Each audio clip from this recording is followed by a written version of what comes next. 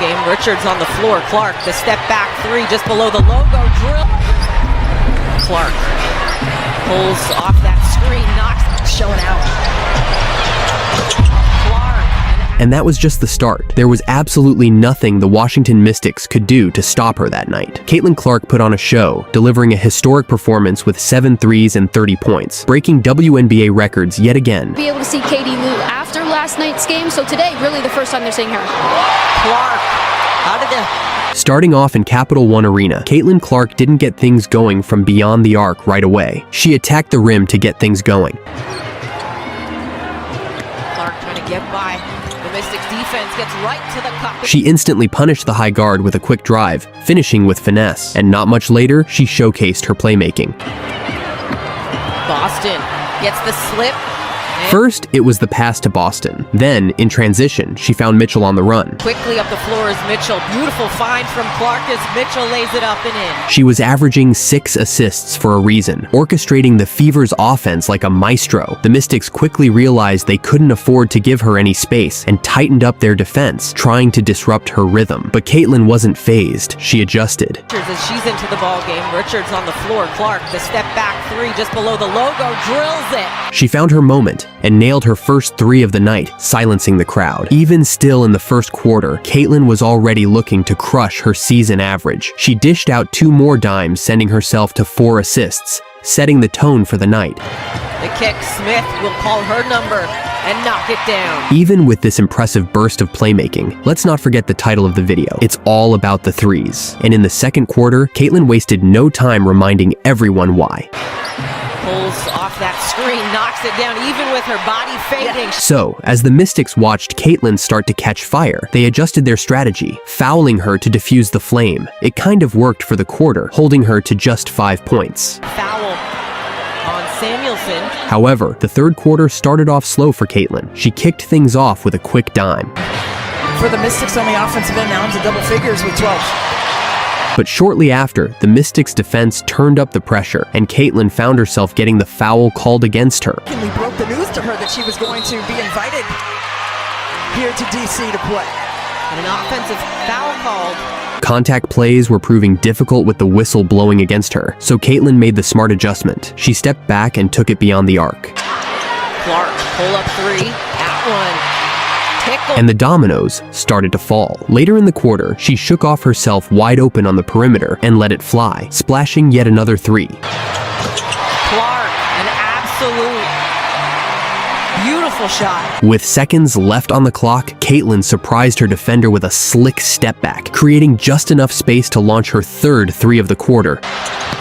Back-to-back triples for Caitlin Clark. She was putting on a shooting clinic, and it was clear the Mystics had no answers, and it almost became 4 threes in the quarter, but the moment was snatched away by yet another whistle. A whistle and a foul. And one more for good measure. But it didn't really matter. There was still a quarter left, and Caitlin was already sitting on 5 threes in total, with the focus on to the real prize, securing the win. And for her, luckily, her teammates had her back. See at Capital One Arena for this matchup. Samuelson at the buzzer.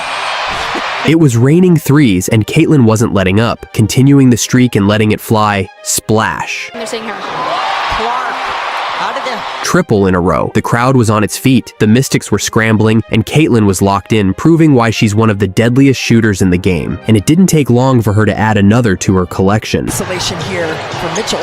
Clark, another one. That made it official. 7 threes on the night, tying Crystal Robinson for the WNBA's rookie record for the most threes in a game. But with 7 minutes left on the clock, you're probably wondering why Caitlin didn't just keep firing from beyond the arc. Well, the Mystics had clearly learned their lesson. They were locking her down on the perimeter and, when that wasn't enough, resorting to fouling her. Because let's be honest, 2 free throws are a lot easier to stomach than another 3-pointer raining down on them. With 5 points added from the line, Caitlin wrapped up the night with a 30-point bomb, tying her career high and delivering yet another unforgettable performance. This game wasn't just about the numbers. It was a statement, a reminder of why she's one of the most electrifying players in the WNBA. Richards as she's into the ball game. Richards on the floor. Clark, the step back three just below the logo, drills it. Clark pulls off that screen, knocks it down even with her body. Clark, pull up three, at one. tickled up. Showing out. Clark. And do as a defender is not give it to her. Clark. Stay loose. Back-to-back triples. 3 minutes. Clark. A whistle and a foul. After last night's game, so today, really the first time they're seeing her. Clark. Isolation here for Mitchell. Clark. Another one. And she'll take the first three-pointer and knock it down. Shooter for shooter. 3 for 3, but look out, Aaliyah Boston penetrating. Thornton with a 3 on the way. And the first triple-double for a rookie. Caitlin Clark has it. The records follow Caitlin Clark like shadows on a sunny day, and this night last season was no exception. She etched her name in the history books yet again, becoming the first rookie to notch a triple-double. It wasn't just another stat line, it was a statement, a performance that truly showcased her all-around brilliance on the court. And trust me, it was special. Let's dive into it. Charles Watson. First play of the game, and Caitlin Clark was setting the tone early. And she'll take the first three-pointer. The New York Liberty had been warned about her game, but it didn't seem to matter. Just moments after snagging a defensive rebound, she was off to the races. Last year. Here's Caitlin Clark driving. She's got the first 5 points. And to complete this little trifecta, Caitlin dished out a perfect assist to Boston, capping off a 7-0 run for the Fever. Aaliyah Boston makes it 7-0. And the first quarter had so much more to offer, first draining another 3, then whipping a pass so quick the camera barely caught it in time. 3 for 3, but look out, Aaliyah Boston, don't bite. To cap it off, she hit yet another one from deep, leaving everyone in awe. Caitlin Clark pulls it back, knocks it down. Anyone watching could tell Caitlin was taking over. But the thought of her breaking a record, that wasn't even on the radar yet. And the hardest part of getting triple-doubles on this team? The assists. It's always a gamble when you're relying on someone else to finish the play. But in the second quarter, her teammates stepped up big time. Clark looking to challenge Stewart, maybe not. That long wingspan turning her away, but It was like a domino effect. Caitlin was dishing it out to everyone, and one by one, her teammates delivered. first lead for the Liberty that didn't last long. Every pass was crisp, every setup intentional, and they all put in the work to finish the plays. In just a few minutes, she racked up 3 assists in a row, keeping the Fever's momentum alive. But as the scoreline showed, the Fever couldn't hold on to the lead. They found themselves back at square one, standing pretty much even. And by the fourth quarter, they were down by 11. A big part of that, some of Caitlin's setups just weren't being converted. Ionescu sort of numbers. Her first half has been quiet. A smoked layup here, a missed jumper there, it all added up. The Fever had gone cold, and now it was up to Caitlin to ignite the comeback. The runner falls off the glass. But as far as the record was concerned, around the 8th minute of the 4th, Caitlin found herself just 1 rebound shy. The anticipation in the arena was palpable, and when she finally secured that crucial board, the crowd erupted. And the first triple-double for a rookie. Caitlin Clark has it. This gave her the extra energy she needed to turn up the heat. First, she dished out another dime. Clark trying to wheel and deal. Dantas. Then, she took matters into her own hands. Second half. She had 13 in the first half, but has picked up a triple-double here today. Just like that, she made it a 4-point game with 3 minutes left on the clock, and the Fever were right back in it. Not an easy shot. I mean, she's fading away. And she's This seemed to ignite her teammates as well. First, she found Kelsey Mitchell on the wing, 11th rebound feeding Mitchell for 3. who drained a clutch 3-pointer, cutting the deficit even further. Then, in the final moments, Caitlin set up Lexi Hull with a perfectly timed pass, leading to a smooth layup. Oh, penetrating the reverse falls. The Fever were alive, and the momentum had completely shifted in their favor. This wrapped up a historic night for Caitlin Clark, silencing the doubters once again and delivering a performance that will be remembered for years to come. From her dazzling assists to her clutch scoring, Caitlin showed why she's a generational talent. It wasn't just a game, it was a statement.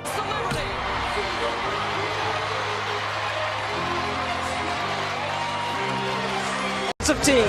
Clark at Howard. Ooh, left that one too strong, and she took plus. Nobody for Dallas gets back, and then a very late. Got a good look there, just couldn't knock it down. Hand on the other end. Rebound Dantas. Here comes Clark. Clark, and that's gotta be transition taken, it is. They had no choice but to try and stop her like this, because this wasn't just any game. This was the night Caitlin Clark put up a career-high 35 points, leaving defenders scrambling to keep up. Indiana will reset. Clark, fire away. You bet! Come on! Even with this scoring streak, Caitlin started the game as a team player. They average 11 offensive rebounds a game, one of the best in the league. Clark frees up Boston for 2 more. After setting the tone with her playmaking, Caitlin couldn't resist testing out her jumper. Clark on a step back, buries a three.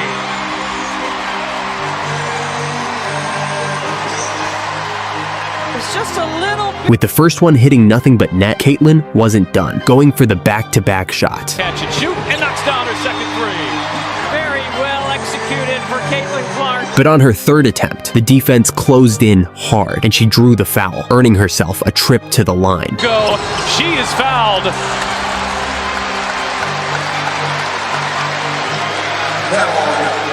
Well, there are 3-pointers. Later on, she drove into the paint, embracing the contact and finishing strong at the rim. Way through, finds an opening and banks it home. She wanted that foul call, but the refs weren't giving it. That didn't faze her, though. She answered back in the best way possible. Clark, fire away. You bet. That's 3 for 3 from deep, and just 4 points away from hitting an all-time rookie high. The pressure was on, but Caitlin kept playing her game. With 14 points already on the board, Caitlin decided to share some of the spotlight. Around the rim, McCowan does, from 2-point range.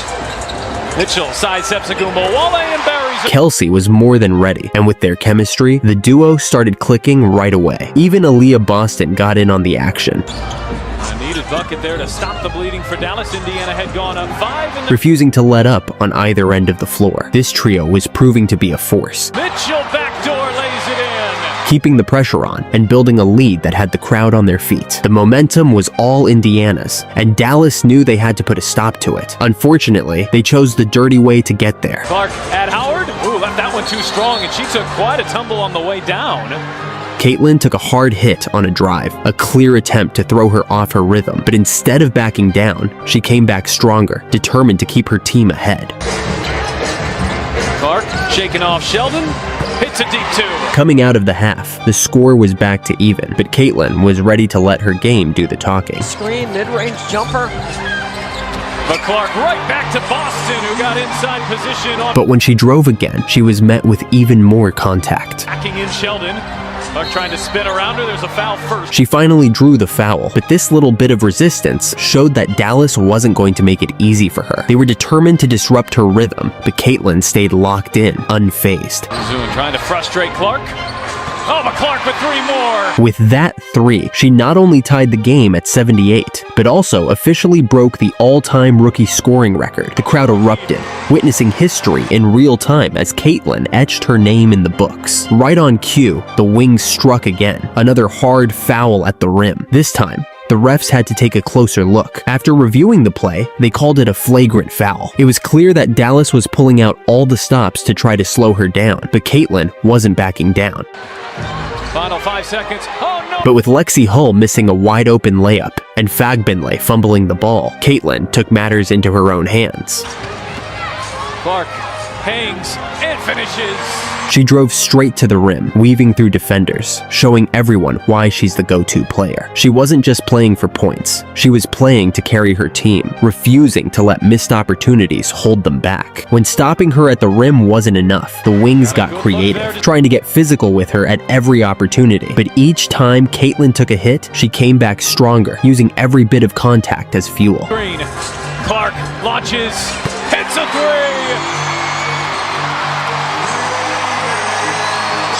With the clock winding down and the game still hanging in the balance, Caitlin was just 2 points shy of her career high. 4 minutes left, and every possession mattered. Ball screen. Clark. Yes! And then she did it. Caitlin Clark hit her career high mark, breaking new ground with a dazzling shot. The crowd erupted, and the momentum was all Indiana's. But Dallas wasn't backing down. They resorted to a hard shove in transition. Here comes Clark, and that's gotta be transition taken, it is. With a trip to the line, Caitlin brought her total up to 33 points. And in those final 2 minutes, clutch time She shifted gears, setting up her teammates with pinpoint passes. Mitchell, catch and shoot. Buries a three. First, Mitchell nailed a shot, and then Danta sank a crucial corner three. No whistle either way. Dante's corner three. Knocks it down. A few free throws and a late ejection for the Wings later, Caitlin closed out the game with 35 points, her highest scoring game of her rookie season. And with that, the Fever secured a gritty win over the Dallas Wings. It was a hard-fought battle where Caitlin overcame adversity and let her game do the talking. And Clark. I mean, that's clearly a foul, which was called. The question is, will they call it unnecessary? Kennedy Carter. This was the first time the WNBA got truly physical with Caitlin Clark, and it all started against a familiar face, her college rival, Angel Reese.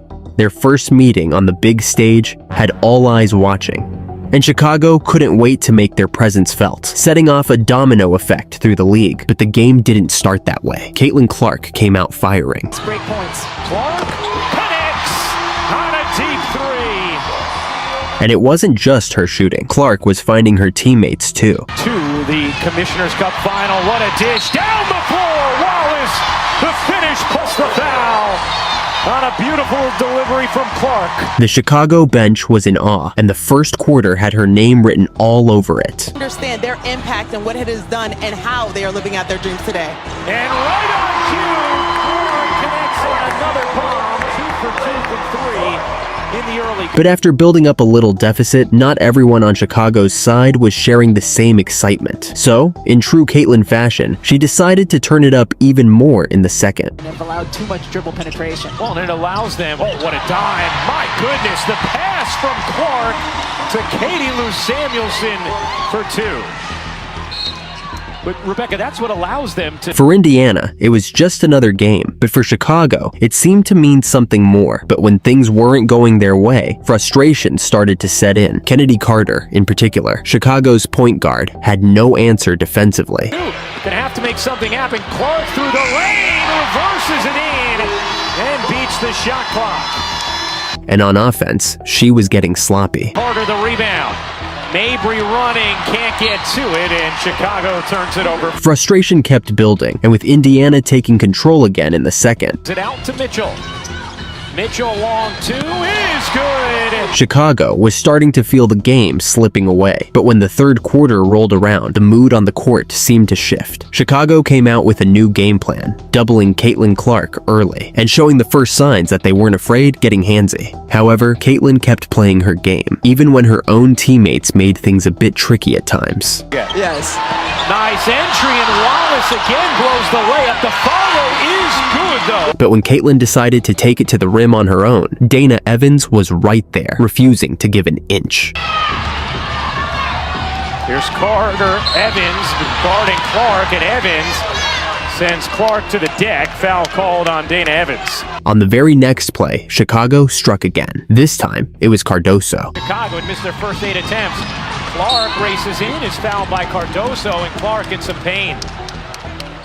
Caitlin Clark goes down. This blow forced Caitlin to take a brief break on the bench. Meanwhile, Cardoso kept playing as reckless as ever, hitting backboard and hacking away on D. This wouldn't break the Fever. They held on to a 51-47 lead, and with just a minute left in the quarter, Caitlin returned to the court. Kennedy Carter tried to make a quick pass, but it was sloppy. Caitlin pounced, intercepting it with ease. Frustrated by the turnover, Carter chased her down and physically forced the ball back from Clark, but the refs let it slide, and Caitlin was left looking for a whistle that never came. The play continued as Indiana kept possession. Boston found herself under the rim, but her shot clanged off the iron. She even got the putback, but that also missed. Unbelievably, even the third follow-up still didn't go in. This time, 2 Chicago defenders went up, fighting each other for the rebound, leaving the ball momentarily loose. Caitlin saw her chance and swiped it right out of their hands, tapping it back to Boston.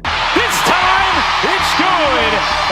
Boston. Carter was visibly frustrated, and Caitlin, never one to shy away from the mental game, had a few choice words for her, poking the bear. On the very next play, Carter was out for blood. With just a few seconds left on the clock, she pulled up for a smooth mid-range and drained it, turning to Caitlin. But Carter didn't stop there.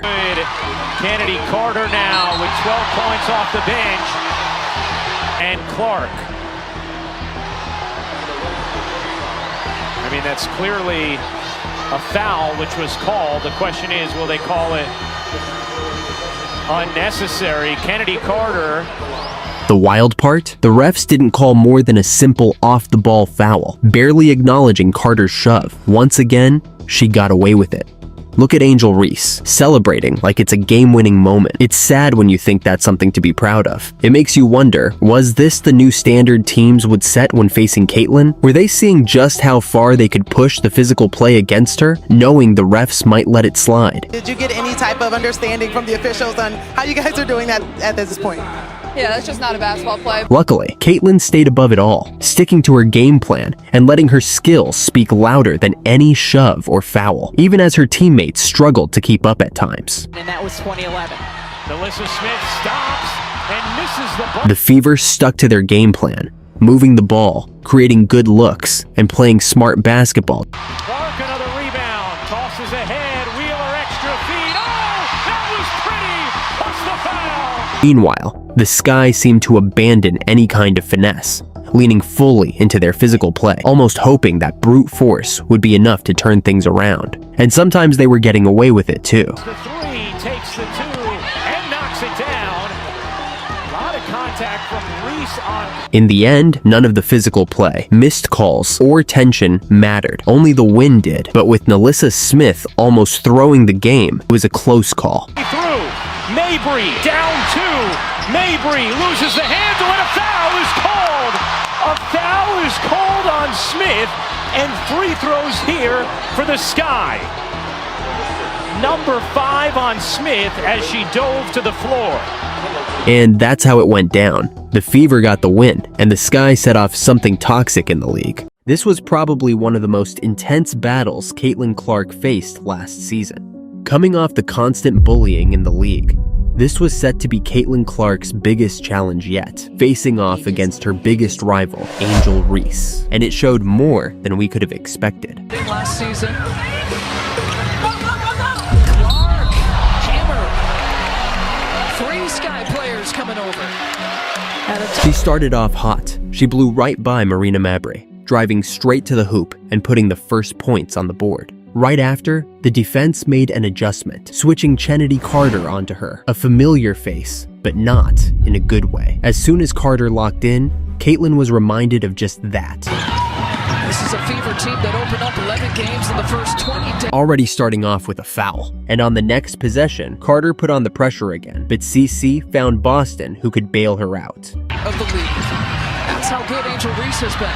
Boston gets another touch. It blows past the Sky defense. While Angel was throwing up bricks, Caitlyn got to work. Coming off a quick screen, she found herself with just enough space to let it fly. Find a body on Reese. Clark gets freed up from up top. It was set to be a fierce battle, and when they put Marina Mabry back on Caitlyn, it was clear they were trying to mix things up defensively, but it turned out to be a lesson quickly learned. It was a mismatch every time they tried to guard her, no matter who the defense threw at her, and on the other end, CC wasn't lacking either. She showed off her quick hands and forced the turnover. Allen between the legs, lost it, it's off Allen last. Caitlyn had it locked down the clean way, but the Sky weren't playing on that level. As soon as they realized they couldn't match her finesse, they reverted to contact. It was obvious they were getting frustrated, and instead of playing smart, they were trying to slow Caitlyn down by any means necessary. The physical play started to take a toll, but Caitlyn wasn't backing down. She wisely reverted to avoiding contact and used her court vision to find her teammates instead. And she post feeds Aaliyah Boston. They're building their chemistry. Caitlyn read the defense like a book, making the right plays and even using her teammates as a sort of shield. Finds some space, goes reverse style. Her first bucket since 5:51 in the first. See how she maintained her. She was a constant threat for the Sky, and here they had their entire team guarding her. But no matter how many defenders they threw at her, Caitlyn still found a way out. And the second half was no different. In transition, Caitlyn was the engine, always at the lead, pushing the tempo, and her teammates followed. But when she went at the rim, guess who came in with the hard contact again? And So the next time, Caitlin was 2 steps ahead. A hard dribble to the basket, causing the defenders to collapse. But instead of finishing at the rim, she pulled back and hit them with a step-back 3. Even in transition, with an even number of defenders waiting for her, Caitlin still found a way. It didn't matter if the defense was set. She thrived in the chaos, enabling them to run the basketball. Multiple players here touching the ball. When the Sky crowded the lane, trying to block her path, Caitlin didn't flinch. She weaved through the defense and found a way to finish at the rim. But when Caitlin tried to drive through the defense again, this time, Angel Reese, clearly frustrated, wasn't having it. Arc, hammer. 3 Sky players coming over. And the official is...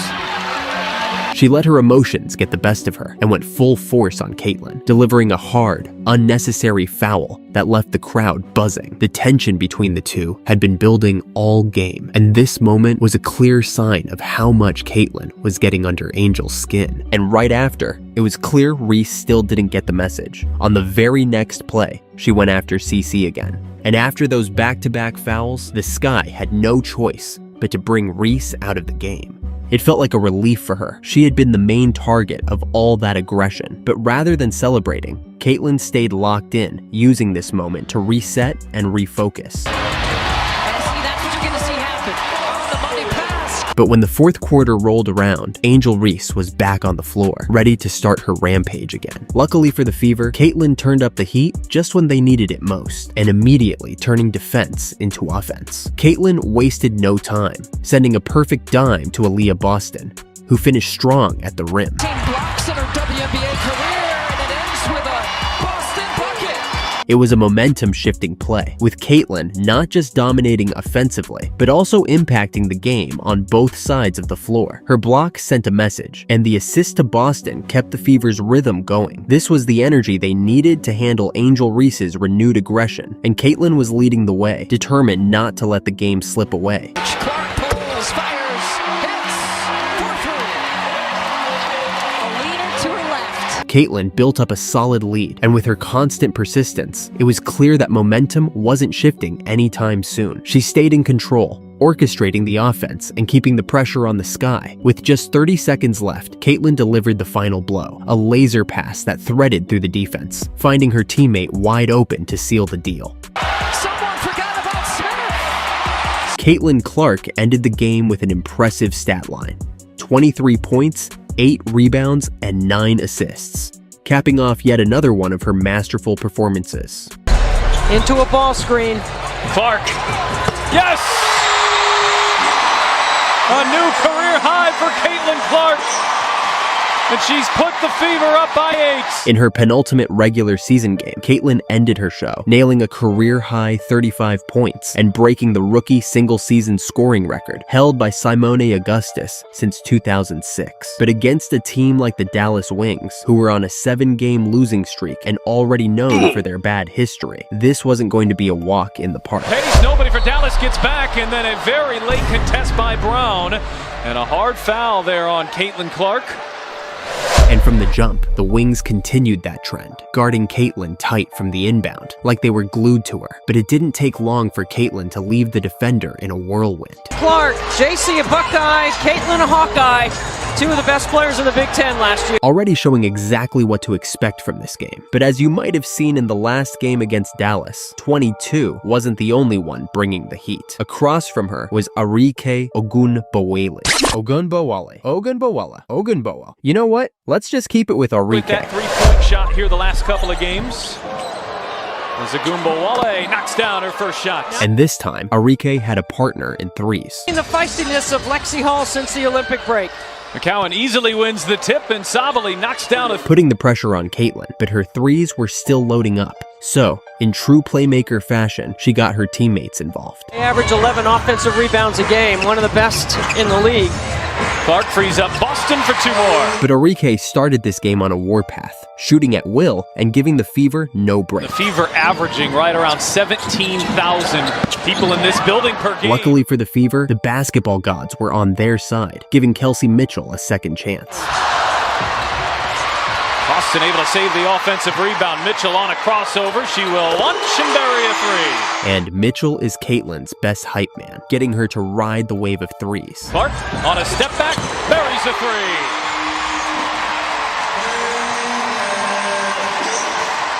But threes seemed like the name of the night, as Sabally answered right back, keeping the score tight. The first quarter had Caitlin heated, already feeling like the refs were letting Dallas get away with too much contact. But instead of letting the frustration derail her, Caitlin channeled that anger into her hot hand. Part of the challenge that Dallas has had all year. Clark catch and shoot, and knocks down her second three. Very well executed for Caitlin Clark. But Caitlin's foresight turned out to be true, as the Wings escalated their physical play, pulling a move straight out of the Patrick Beverley playbook with a dive to the knees. Luckily, it didn't turn into a season-ending Westbrook-type injury, and Caitlin bounced back. On the very next play, the Wings tried to go in hard again, but this time, the refs were finally on her side. From the logo, she is fouled.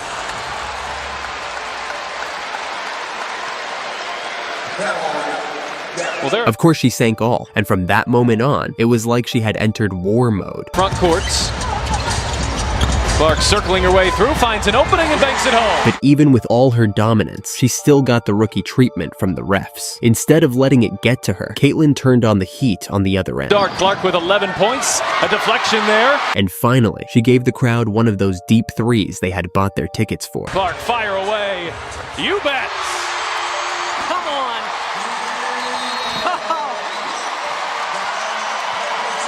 Still halfway through the second quarter, it was a neck-and-neck race for both teams, with neither side backing down. But 22 was on a whole different level, playing a game of her own. While everyone else was battling for control, she was just 4 points away from breaking the scoring record. But she seemed unbothered, not chasing the record, just focused on playing the right way. Around the rim, McCowan does, from 2-point range.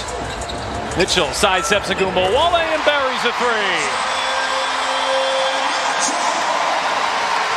I mean, so good. Looking like she was just flexing on everybody, Caitlin shifted gears and went on an absolute dime rampage. There, banks it home. Clark pushing. Mitchell backdoor lays it in. But the Wings responded with two types of players: the ones who played the basketball way and the ones who played the dirty way. Worst defensive teams in the league. Two of the better offensive teams. Clark at Howard. Ooh, left that one too strong, and she took quite a tumble on the way down.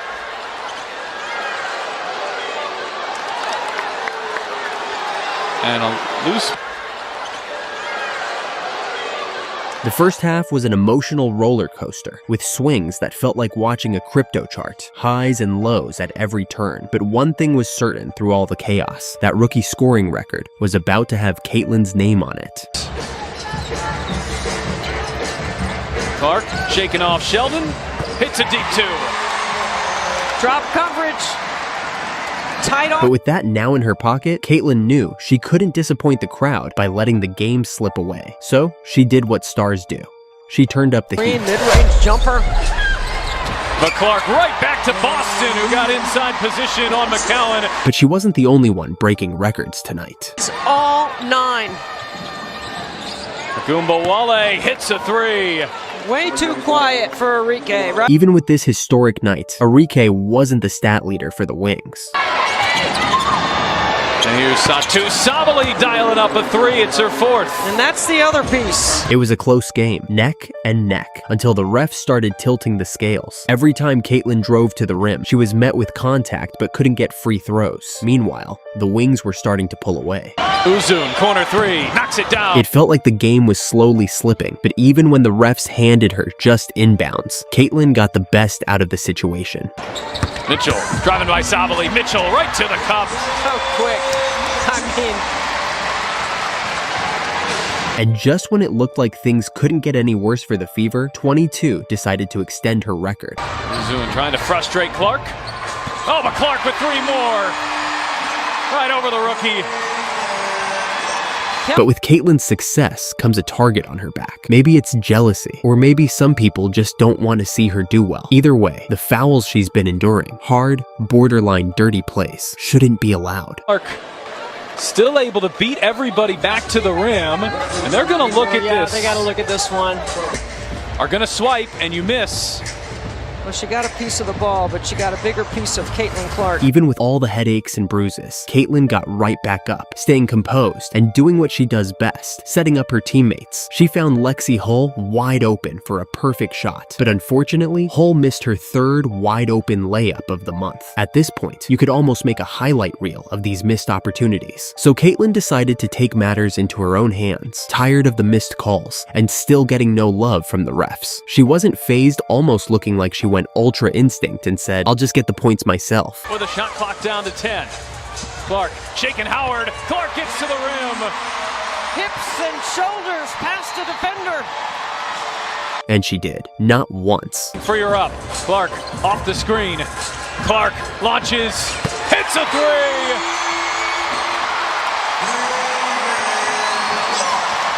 But twice. Into a ball screen. Clark, yes! A new career high for Caitlin Clark. And she's put the Fever up by 8. And guess what? The Wings player, who should have been ejected long ago, pulled another cheap shot. It's like the refs never learn. The player who's filling up the stadium is the one getting pushed around with no protection. Luckily, Caitlin came out unharmed, but you could understand why the frustration of an 8-game losing streak had the Wings on edge. Still, this was never the answer. Arike was the only one who seemed to understand that the real way to win was by simply playing basketball. When things got rough, she kept her focus and let her game do the talking. And in this fourth quarter, Arike took over. 10th with run and a little clock. Clark back for Dantas, had it deflected. Agumbawale with a steal. She's off to the races. Here comes Lexi Hull, and it's a foul and an and one. And just when the Wings thought they had the Fever figured out, a new clutch shooter joined the party, Damiris Dantas. Sheldon hits the deck, no whistle either way. Dantas corner three, knocks it down. They're looking to trap. And Jason Clark, who goes behind the back. Clark into the corner, whole extra pass. Here is Dantas, buries a three. They're all falling here from Indy.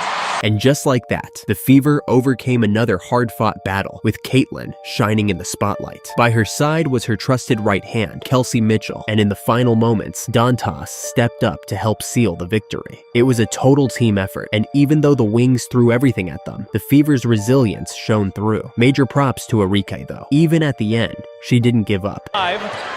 Sabali with Hull draped all over, couldn't get a shot up, and that's going to end it as Agumbawale. If you're enjoying these videos, let me know in the comments. Out last a little bit. Clark, step back, hits a three! Caitlin Clark has done it again. This time, she's etched her name in the history books by setting the single-season record for assists, tallying 321 dimes, and surpassing the previous record held by Alyssa Thomas of the Connecticut Sun. But of course, against the Aces, she had to put her headgear on. And Clark knocked off the ball there by Young, and she's called for her fourth foul. From the jump, the Las Vegas Aces had a clear plan for Caitlin Clark, double team her from the get-go. But with her record-breaking court vision, she was ready for it. Clark seeing two players her direction, feeds Boston. Indiana has the advantage, and Boston gets the friendly roll. The Boston connection was activated early, like a cheat code on a video game, something they've been using to dominate all season long. Clark shot fakes the three, feeds inside to Boston for two. With the Aces focusing their entire defense on CC to keep her from scoring, it was only a matter of time before she broke the assist record. The MVP and Asia Wilson. Here's Clark handing off to Smith, who hangs and draws the foul. On the other end, the Fever started strong, pushing the pace like they were trying to outrun everyone in a track meet. Sorts of defenders in the way for Indiana as Clark bounces ahead and Mitchell beats the pack back. What a beautiful defensive possession right there. And even with the Aces defense swarming, 22 still managed to muscle her way for some buckets. Clark gets inside and can't get the roll, but she will head to the free throw line. Clark with 3 assists. But when she tried to dish out the same defensive pressure, the refs were quick to blow the whistle on her. To punch off the bench. Caitlin, frustrated, took it out on the padding and got hit with a tech for good measure. Be allowed to be frustrated, and as long as it's not an overt action at any player or official. Not with these refs. However, that frustration didn't slow her down though. She turned that anger into something productive. Clark. But the Aces sent the layup flying, like blocking a shot from your little cousin in the driveway. With Caitlin getting some anger management on the bench, the Aces took advantage and got busy. But Nalissa Smith wasn't going to let them run away with it. She went into bully mode, like she was pushing through a crowd at Black Friday. On this Aces roster, as Smith just muscles her way inside to not have. The Aces, though, they started pulling out the dirty tricks, landing a sneaky elbow on Boston that sent her to the bench for some medical attention. But you could see it in Caitlin's eyes when she came back into the game in the second quarter. This game was far from over, and with the Boston replacement on the floor, they came out swinging. Dantas launches and hits a three. But just as the Fever looked like they were heating up, the Aces responded from deep, like they were making it rain in a shooting drill. Caitlin had her hands full. Every time she tried to make a play, the defenders were sticking to her like gum on a hot sidewalk. But she still managed to get by. Be independent, which is exactly where the Aces want to be. They 10-2 response by the Aces. The Aces pushed their lead to 30-22. But just when things started to look bleak, Kelsey Mitchell stepped up and sank back-to-back threes, like she was playing with a flamethrower. Outside of Mitchell, but she's open and splashes home 3 more. Even with the Aces matching threes shot for shot, Kelsey took over, stepping up like a silent assassin, while Caitlin drew all the attention.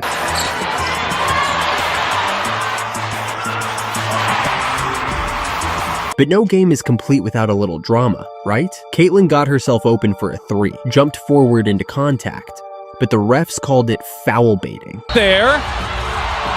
And they're going to call that, I think, an offensive foul. Like she tried to pull a fast one in front of the teacher. It seemed like every time she made a move, the sticky defense was there, and she was the one getting punished. Even when Boston returned to the floor after that earlier elbow, the Aces had it out for her. They pulled off some more MMA moves, testing the limits of basketball rules. Dirty, I think it's just with a lot of passion. That's how they get fired up. It's all about the fight. But the refs sided with the more experienced team, leaving the Fever to end the half on a sour note. And during halftime, Kelsey Plum's interview said it all. All right, Kelsey, let's start with defense. You held the Fever to just 13 first quarter points. What did you like about the way your team came out on that side of the ball?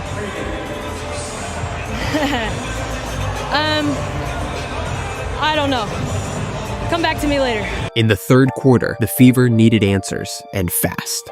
Man, doing a great job by Boston, but here They came out with a burst of energy, but the Aces weren't letting up. that comes back as well. Now we'll see if that's what Clark needed to get going. Oh, Chelsea Gray, showtime, and Young with the and one. But it wasn't just on offense. The screen, the bounce from Clark. Plum nearly picked her pocket and just got a bit of Mitchell. But Caitlin rose to the occasion, hitting big shots from deep. Clark, Boston screen, fire away, hits a three. Even when the Aces fired back with their own threes, Caitlin was there, putting the team on her back, fighting for every bucket. Both have the ability to score, and here's yet another big shot. She wasn't getting any love from the refs, but that didn't stop her from forcing a steal and racing down the court like she was in a foot race against time.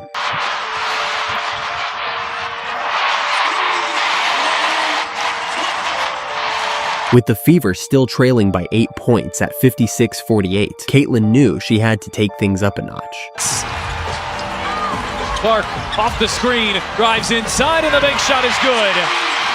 And then some. Out his last a little bit. Clark, step back, hits a three. And in classic Clark fashion, she single-handedly dragged the Fever back into the game, closing the gap to 60-57. And leaving the Aces speechless. The Fever still had a full quarter to pull off the upset, and Caitlin wasn't done. And luckily for her, she got some help. Wheeler back outside, Dantas launches and hits a three! But the Aces had other plans, pulling out their dirty tricks once again. Plum called for the foul as Clark started to drop. Trying to mess with Caitlin's focus while they found their groove on the court. Maybe it was jealousy. Trying to chase what they couldn't catch. They found every way to steal the spotlight, but when their basketball skills weren't enough, they went back to what worked, physicality. Luckily, the fouls were piling up so high, she got in the bonus and to the line. And Clark knocked off the ball there by Young, and she's called for her 4th foul. Where her 90% shooting were basically free points. And with Boston connecting on open looks, Caitlin didn't have to do it all. But of course, the refs had to give the Aces a little nudge, falling for their foul baits and keeping them just ahead. With 72-68 on the board and 2 minutes to go, Caitlin took over again. Working on Young, one of the best defenders. Clark gets by her and gets to the rim, cutting the lead to just 2 points. The next possession, you knew who would have the ball in her hands. But she got a little too excited, pushing too hard and missing a key shot. The switch on to Wilson. Clark will launch.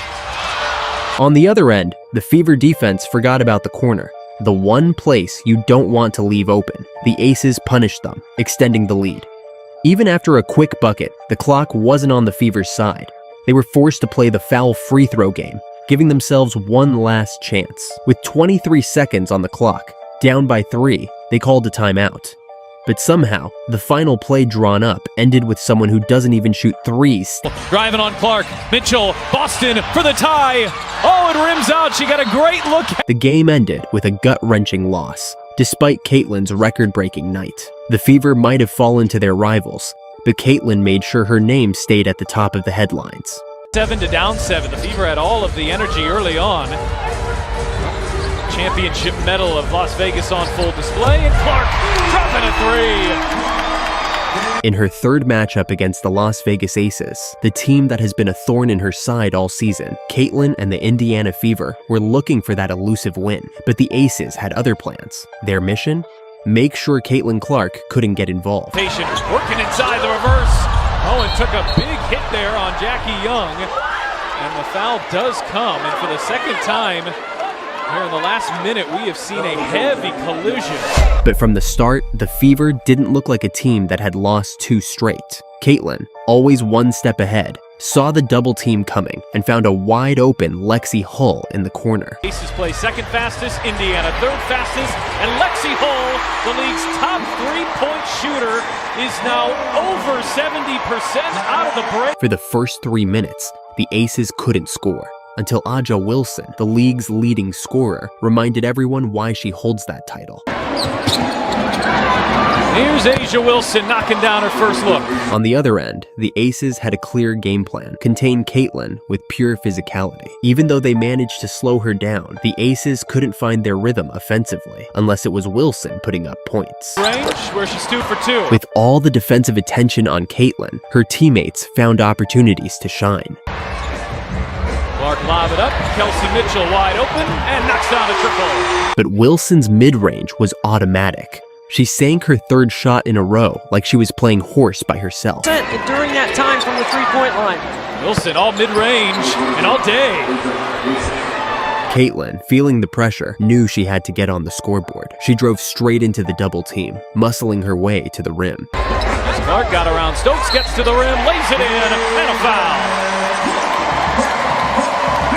You know Caitlin Clark is going to go right. On defense, though, Caitlin wasn't as sharp. Her defender slipped right past her, but luckily, Nalissa Smith came through to save the day. A fun matchup as Hayes gets underneath. Recovery there from Smith. Instantly, Caitlin was on the move, pushing the ball in transition and sending a perfect bounce pass to Kelsey Mitchell for the easy bucket. He's away with it.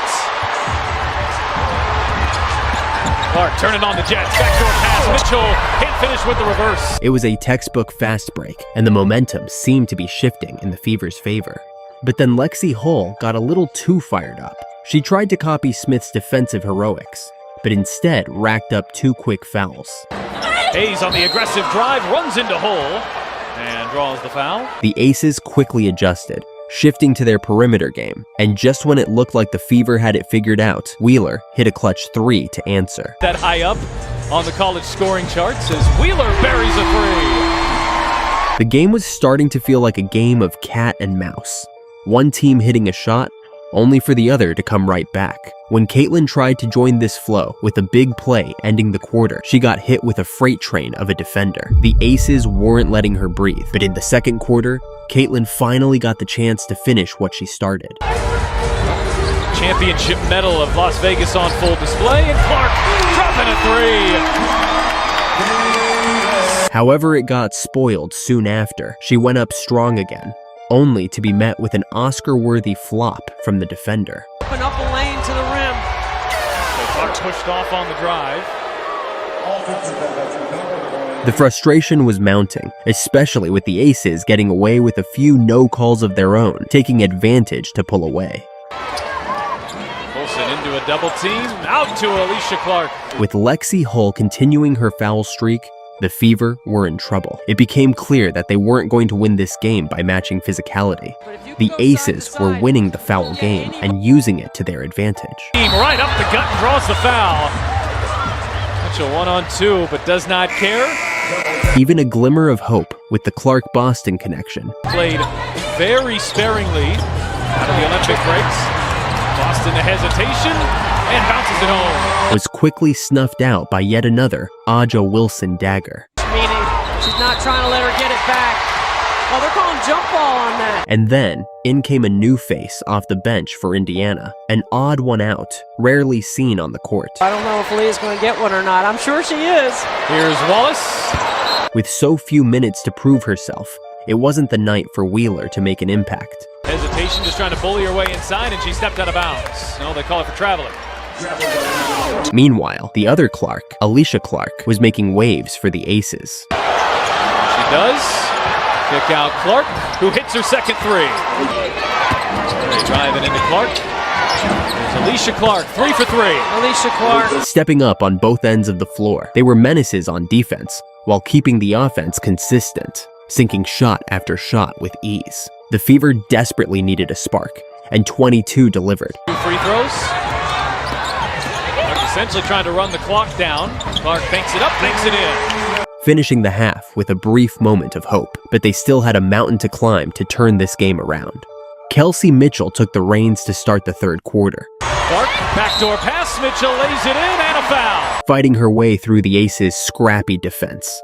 But the Aces were getting away with more than a few questionable plays. Some clean, some that wouldn't fly in your neighborhood pickup game. The Fever, meanwhile, were getting whistled for every little touch. Gray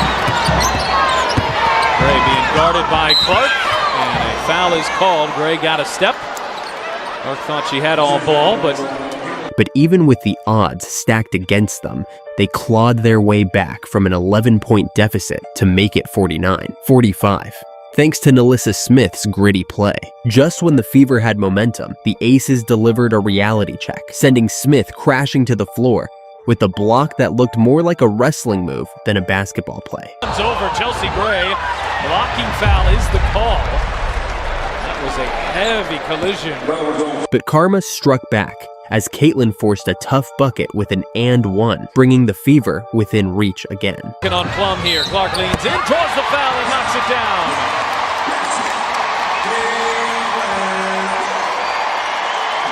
That's what I'm saying, Erica Wheeler. Just when you thought it reached its peak, it didn't stop there. Caitlin gets to the bucket to try a tough reverse layup, and when she lands, the defenders decided to pull a UFC-style elbow straight to the face, sending her to the ground. Owen took a big hit there on Jackie Young, and the foul does come, and for the second time here in the last minute, we have seen a heavy collision. So obvious, but they even had the nerve to challenge the call. This game had officially turned into more of a street fight than basketball. With all the physical play, the Aces kept hitting their shots. Wilson's got to get a little more aggressive. The Fever, they needed someone to step up, and Lexi Hull fought back, getting to the line and making key stops on defense. He's driving into Hull, who sticks right with her. Very well defended there by Lexi Hull. Clark looking ahead. It is Hull, but knocked away by Alicia Clark. But Aja Wilson was still cooking, knocking down mid-range shots with ease, like she was shooting in her own backyard. And one. The game became a back-and-forth affair, but when the refs tipped the scales, it started to slip out of the Fever's hands. It's been choppy as Smith comes in and helps, but Gray underneath gets it to go and a foul. I think that's offense-initiated contact right there. A clear offensive foul by the Aces was challenged and somehow upheld, leaving Caitlin and the Fever visibly frustrated. And with 22 losing focus, it felt like the game was falling apart. Fouls now. That was her fifth. And Colson comes away. But right at the buzzer to end the third, Nalissa Smith delivered. Flips it up, shot is short. Mitchell with three, Mitchell gets to the rim, too strong. There's Smith to beat the buzzer. Giving the Fever a tiny spark of hope. The fourth quarter started with exactly what the Fever didn't need. Mitchell back to Clark, offensive foul. Another foul call. Luckily, Kelsey Mitchell came to the rescue with a huge three. Catch and shoot, hits a three. But the Aces answered right back. 20 is Mitchell. It's her third three and an answer. Caitlin tried to respond, but Alicia Clark was there to shut it down, keeping the pressure on. It wasn't Caitlin's best night. 1 for 10 from deep. So she shifted her game, attacking the rim with force. But once again, the fouls piled up, and the Aces kept getting away with similar plays that were called against the Fever. Clark putting on the moves, drives by Gray, flips it up. It's an offensive foul. Different plays, but if you're going to call the one not jumping into the defender, it seemed like that was kind of a similar type of action. The Fever were fighting an unbeatable battle, and with Aja Wilson dominating from mid-range, scoring 27 points without even attempting a three, the game slowly slipped away. The Fever ended the game with 19 fouls, and the timing of those calls blew their chances. Benley, handoff Clark, launches, and hits a three! We are level! Clark posted her franchise record 14th double-double of the season for Indiana, but it was far from a solo show. Her teammates stepped up in crunch time, but Ryan Howard made sure it wasn't easy for the Fever. Opening 2 possessions, a couple of stops. Howard shakes off hole and hits a three! Ryan Howard! From the jump, Caitlin was on fire, barely touching the net. Austin gets it back to Clark, sidesteps Howard, she will launch and knock down a three. She came out ready to remind everyone why she stole that three-point record from Ryan Howard, but it wasn't Howard who answered back. It was Alicia Gray, like she was returning the favor in a game of horse. Gray will try a three and knock it down. Indiana, though, started off shaky with 4 turnovers in just 3 minutes. And the Dream, they weren't letting those mistakes slide. They punished every single one, turning Indiana's sloppiness into easy points. Gilman has the size advantage on hole, plows through her. A defensive foul going on Indiana. Luckily, Caitlin snapped them out of it. She distracted the defense with her no-look passes and found Hull wide open for a three. Inside, Hillman comes and help. Here's Lexi Hull, who does what Lexi Hull has been doing here out of the Olympic break. Even when Caitlin wasn't scoring, she was dishing out passes like a magician pulling rabbits out of hats. But with Ryan Howard in the building, there was no doubt a quick response was coming. Early 3-point lead, and Ryan Howard erases it. And even when Caitlin was putting defenders in a blender, in a 5-game span, you know what else is on that list? There was no let-up. More of a defensive issue, and Canada just going to have to get rid of it and connects. When Caitlin did manage to break ankles, the refs stepped in to spoil the fun. Should be matched up quicker than that. Oh, Clark just spinning off Canada and an offensive foul. I think she might have got her with the elbow and she was spinning. But thankfully, Kelsey Mitchell came through. Celebrate her birthday as Mitchell turns the corner, fires up a dip. And also knocking down a three like it was nothing. Mitchell pulling up off balance, knocks it down. Of course, the Dream didn't give her much time to celebrate. It is a 2-point shot. Caldwell. Oh, she gets the friendly roll. Mitchell hit back-to-back threes, and just when it seemed like Indiana had the momentum, the Dream finished the quarter ahead. It was one of those nights where every Fever bucket was met with a Dream answer. The key for the Fever going into the second was to chill on the fouls. But apparently, someone forgot to pass along that memo. Hoisted up there, looked like she lost the handle midway up, and in fact, Benley got tangled up there. Thankfully, Fogbenley made it up. She blocked a shot like she was playing against her younger sibling, and then ran the floor for a bucket in transition. She's going to try her luck on the offensive end. Fogbenley ducks in and finishes. How about that, back-to-back? But the Dream came back with another three, and it felt like they were telling the Fever, anything you can do, we can do better. So Caitlin knew she had to do something they couldn't repeat. You're probably going to have a team in rotation, and you're probably going to have some mismatches. Clark, step back three. She connects. You always think you're close enough to her on a long closeout. That got her closer to breaking the all-time rookie points record and you could feel the crowd buzzing. Still, Caitlin didn't have to do it all herself. Lexi Hull got in on the action. The handle on her way up, finds its way to Lexi Hull, who knocks down another. But Indiana hadn't learned from their earlier mistakes, leaving the back door wide open, and Gray strolled right in. Now Alicia Gray answers with a triple. Caitlin wasn't about to let that slide, sending a full court dime to Mitchell like she was playing quarterback. She gets that much time. Oh, pass ahead, Smith running the floor. Clark pays her off. But with the Dream still up 39-35, Indiana needed more, and Hull delivered. Hull fire away, 3 for 3. Lexi Hull, shoot till your arm falls off. After a quick challenge on a foul call, the Fever were ready to take control, but Ryan Howard wasn't having it. Pass out of that. Put it right in the middle of the rim, and so too does Ryan Howard. Even when Boston used a little bully ball to tie the score, the Dream came right back with an even better play. She's got 8 Boston here in the first half, and Gray knocks down a 3. And just when the Fever thought they were getting some love from the refs, you could feel the ref cheese building up. Gray won the three-point shooting contest, and that's over and back right there. Making it clear this was going to be a long night. By halftime, Indiana had 13 turnovers to the Dream's 1, but somehow they were only down by 2. It was like watching a team juggle flaming torches and somehow keep them all in the air. Canada made sure the Dream held onto their lead. Chance opportunity to close out the half with Atlanta up by 2, and Canada splashes home a deep 2. And Caitlin? Let's just say she wasn't too thrilled heading into the locker room. Coming out of halftime, she got her smile back after some fan interaction, but that didn't last long. Atlanta. Howard looks inside for Charles, blocked by Smith. Charles on a third effort, gets it up, gets it to go.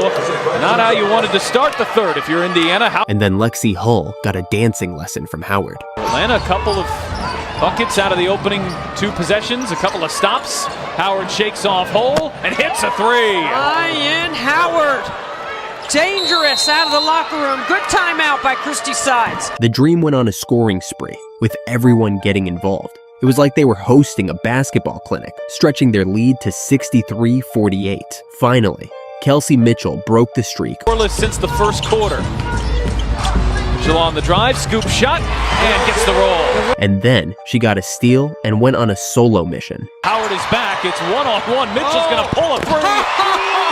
How's that for confidence? That got Caitlin fired up. She forced a drive and earned herself some free throws, starting a 9-0 run that brought the score to 64-57. But just when it looked like the Fever were back, Ryan Howard decided to break the streak, hitting a clutch shot to stop Indiana's momentum. Still, the Fever had found their rhythm. Caitlin dished it to Boston, who went to work down low. Makes the pass, spins inside and finishes. And after some fancy footwork from CC, Boston returned the favor. Pressure all game. Clark, a problem for Canada there. Cutting the Dream's lead to just 3, 69-66. The fourth quarter was a continuation of the fireworks. Benley, handoff Clark, launches, and hits a 3. We are level. That moved her up to second in all-time rookie points. The crowd was going wild. She got a little too hyped though, pulling up from the logo in transition. But hey, even the greats miss from time to time. Not to worry. Caitlin showcased her court vision. Shorts.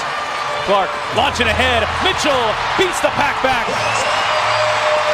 Keeping the Fever within striking distance. But Ryan Howard wasn't making it easy. And here is Howard, transition 3.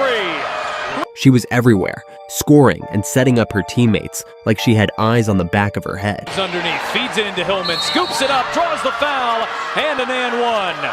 What a great cut by Naz Hillman. But Caitlin's teammates had her back. Mitchell turned up the heat, getting another steal and hitting a transition 3. With her emotions and still remaining a passion. Hull came in clutch from deep, and Fagbenle was a force on defense. Boston? She was bullying her way to the rim, getting buckets when the Fever needed the most. Then, with less than a minute left, Caitlin topped it off with a full court dime to Fagbenle for the game-tying bucket. For Fagbenle, level again. Beautiful. This is winning time right now. It was 88-88 with 44 seconds left, and the crowd was on their feet. Unfortunately, the dream went to Howard, who drew a foul and knocked down both free throws. Down by 2, Indiana needed a bucket to stay alive. Coach drew up the perfect play. Caitlin dished it to Boston, who faked the handoff and bullied her way to the rim, tying the game and sending it to overtime. Gets to the rim and ties the game. It's a wonderful fake. It's an excellent execution. Overtime kicked off with Caitlin hitting a mid-range jumper to set the tone, but the Dream answered right back. It was a back-and-forth battle, with both teams trading buckets. Even Fagbenle was hitting jump shots, which made you realize it was truly a special night. But Indiana had something the Dream couldn't match: Boston's post play. She kept forcing buckets inside, and with 24 seconds left, the Dream were forced to foul, putting Caitlin on the line. She calmly sank both free throws, putting the Fever in control. The Dream had one final opportunity. Canada will hoist, and the Fever overcome a 16-point second-half deficit. The Fever walked away with the win. Caitlin finished with 26 points and 13 assists, but also racked up 9 turnovers. Boston had a career-high 30 points, outlasting Howard's impressive 36-point performance. Caitlin Clark just put on an absolute 3-point clinic against her doubters. 9% here in the first quarter. Clark looking aggressive. Clark launches and hits a 3. It wasn't just another game. Caitlin was making history again, becoming the franchise leader in 3-pointers and putting herself just 11 shy of breaking the WNBA record. But of course, when a player is shining that bright, the refs always seem to find a way to dim the lights. Going against the Lynx, and Clark's got to be a little careful here. She has the 5 technicals, so she can afford one more, but technical number 7 results in a suspension. Caitlin started the game the way she always does, with tenacity and 20/20 vision. Clark looking ahead and finds Boston. Yeah, that's got to be a part of the scouting report. Dishing out dimes and pulling defenders like puppets. Lynx guard Williams wasn't having it though. She fired right back with a slick pass of her own. Ranked offense in the WNBA, and they've been playing well. Not long after, Caitlin slipped her defender and pulled up from deep range. It didn't drop, but Nalissa Smith was there, cleaning up the mess like the responsible teammate she is. Smith with the offensive rebound, tried the reverse. Block, but a foul. On the other end, Lynx star Collier tried to bully her way to the hoop, but Lexi Hull was not about to let that fly. Good job recognizing the outside zone. Oh, Collier met at the rim. But wait, what's that? Whistle. The ref's calling a foul. You could almost see Caitlin rolling her eyes. No matter. The Fever were undeterred. Kelsey Mitchell stepped up, draining a deep 3 like she was lining up a freebie. Kelsey Mitchell catch and shoot, knocks down her first 3. Then she came right back, using a screen to slice through the defense like a hot knife through butter. There's Mitchell, head full of steam, little scoop shots. That seemed to wake Caitlin up too. She grabbed the rebound, and with a half-court laser pass, she found running back Boston full speed for the finish. And once again, it's Clark ahead to Boston. But Collier, she wasn't going anywhere. Left open in the corner, she splashed a 3, reminding everyone that this was going to be a dogfight all night long. Caitlin tried to answer right back. They want to get up and down. Here's Clark, catch and shoot. There's a whistle. But of course, the ref swooped in to ruin the fun. And then it happened again. Same situation. But this time, Caitlin bounced a pass through to Boston. The Lynx defender straight up kicked the ball like she was playing soccer. But the ref stayed silent. Lynx grabbed the steal and finished in transition. And you could feel the frustration building. But Caitlin wasn't about to let the refs or the defense get in her head. On the next possession, she put the defender on skates, stepped into the paint, and hit a tough midi as smooth as ever. She's a good defender too, and Clark, that was not easy, but got it to go. Yeah, looked a little shaky there, but being able to go and stay with it. Then she really started cooking. With her defender still catching their breath, she drew a foul, went to the line, and knocked down 2 free throws. Shot faking the 3, driving on. Heidemann leads in, flips it up, and draws the foul. You could feel the momentum shift. Next play, with the defender in her face, Caitlin pulled up without a care in the world. Bang. Clark looking aggressive. Clark launches and hits a 3. I mean, it's just like clockwork, at this point. But let's be honest, even superheroes get tired. On the defensive end, Caitlin let McBride cruise by her for a wide-open layup. Could she be running out of gas? Nope. Next play, she grabbed the rebound, hit the gas in transition like she was racing down the freeway, and found Kelsey Mitchell for an and one. On one, she'll bounce for Mitchell. Mitchell got it to go, and a foul. It's one way to do it. Get the crowd excited. Get in there. Hit the three. Caitlin was playing like she had eyes in the back of her head. Lexi Hull kept the momentum rolling, snagging a steal and going coast to coast. But she got swatted at the rim like she was playing against Big Bro. Still, the Fever ended the first quarter with an 8-point lead, 27-19. But if you thought that was the end of Collier, think again. She came out swinging in the second quarter, putting the Lynx on her back. It's one of the top defenses in the league as Collier forces her way in. She brought them right back into the game, slashing the Fever's lead to just 3. Zandalicini, 2 for 2 from out there. The Fever needed a spark, and of course, Caitlin delivered. She pulled up from deep and hit nothing but net. Same energy, and especially that's one way to do it. But Caitlin's matchup, Heidemann, wasn't backing down either. She was handing out assists like Halloween candy, and the Fever's defense was starting to look a little shaky. But even with 2 defenders crowding her, Caitlin wasn't fazed. She split them like she was parting the Red Sea. Second rounder who's really found a spot in the WNBA, it's Clark. On defense, though, the Fever were struggling. Heidemann was picking them apart. And when Caitlin tried to find her teammates, it felt like they were playing hot potato. Caitlin took a breather, and the Fever were barely holding on. Adjusted to the refs and how they call the game. Hines Allen, aggressive take.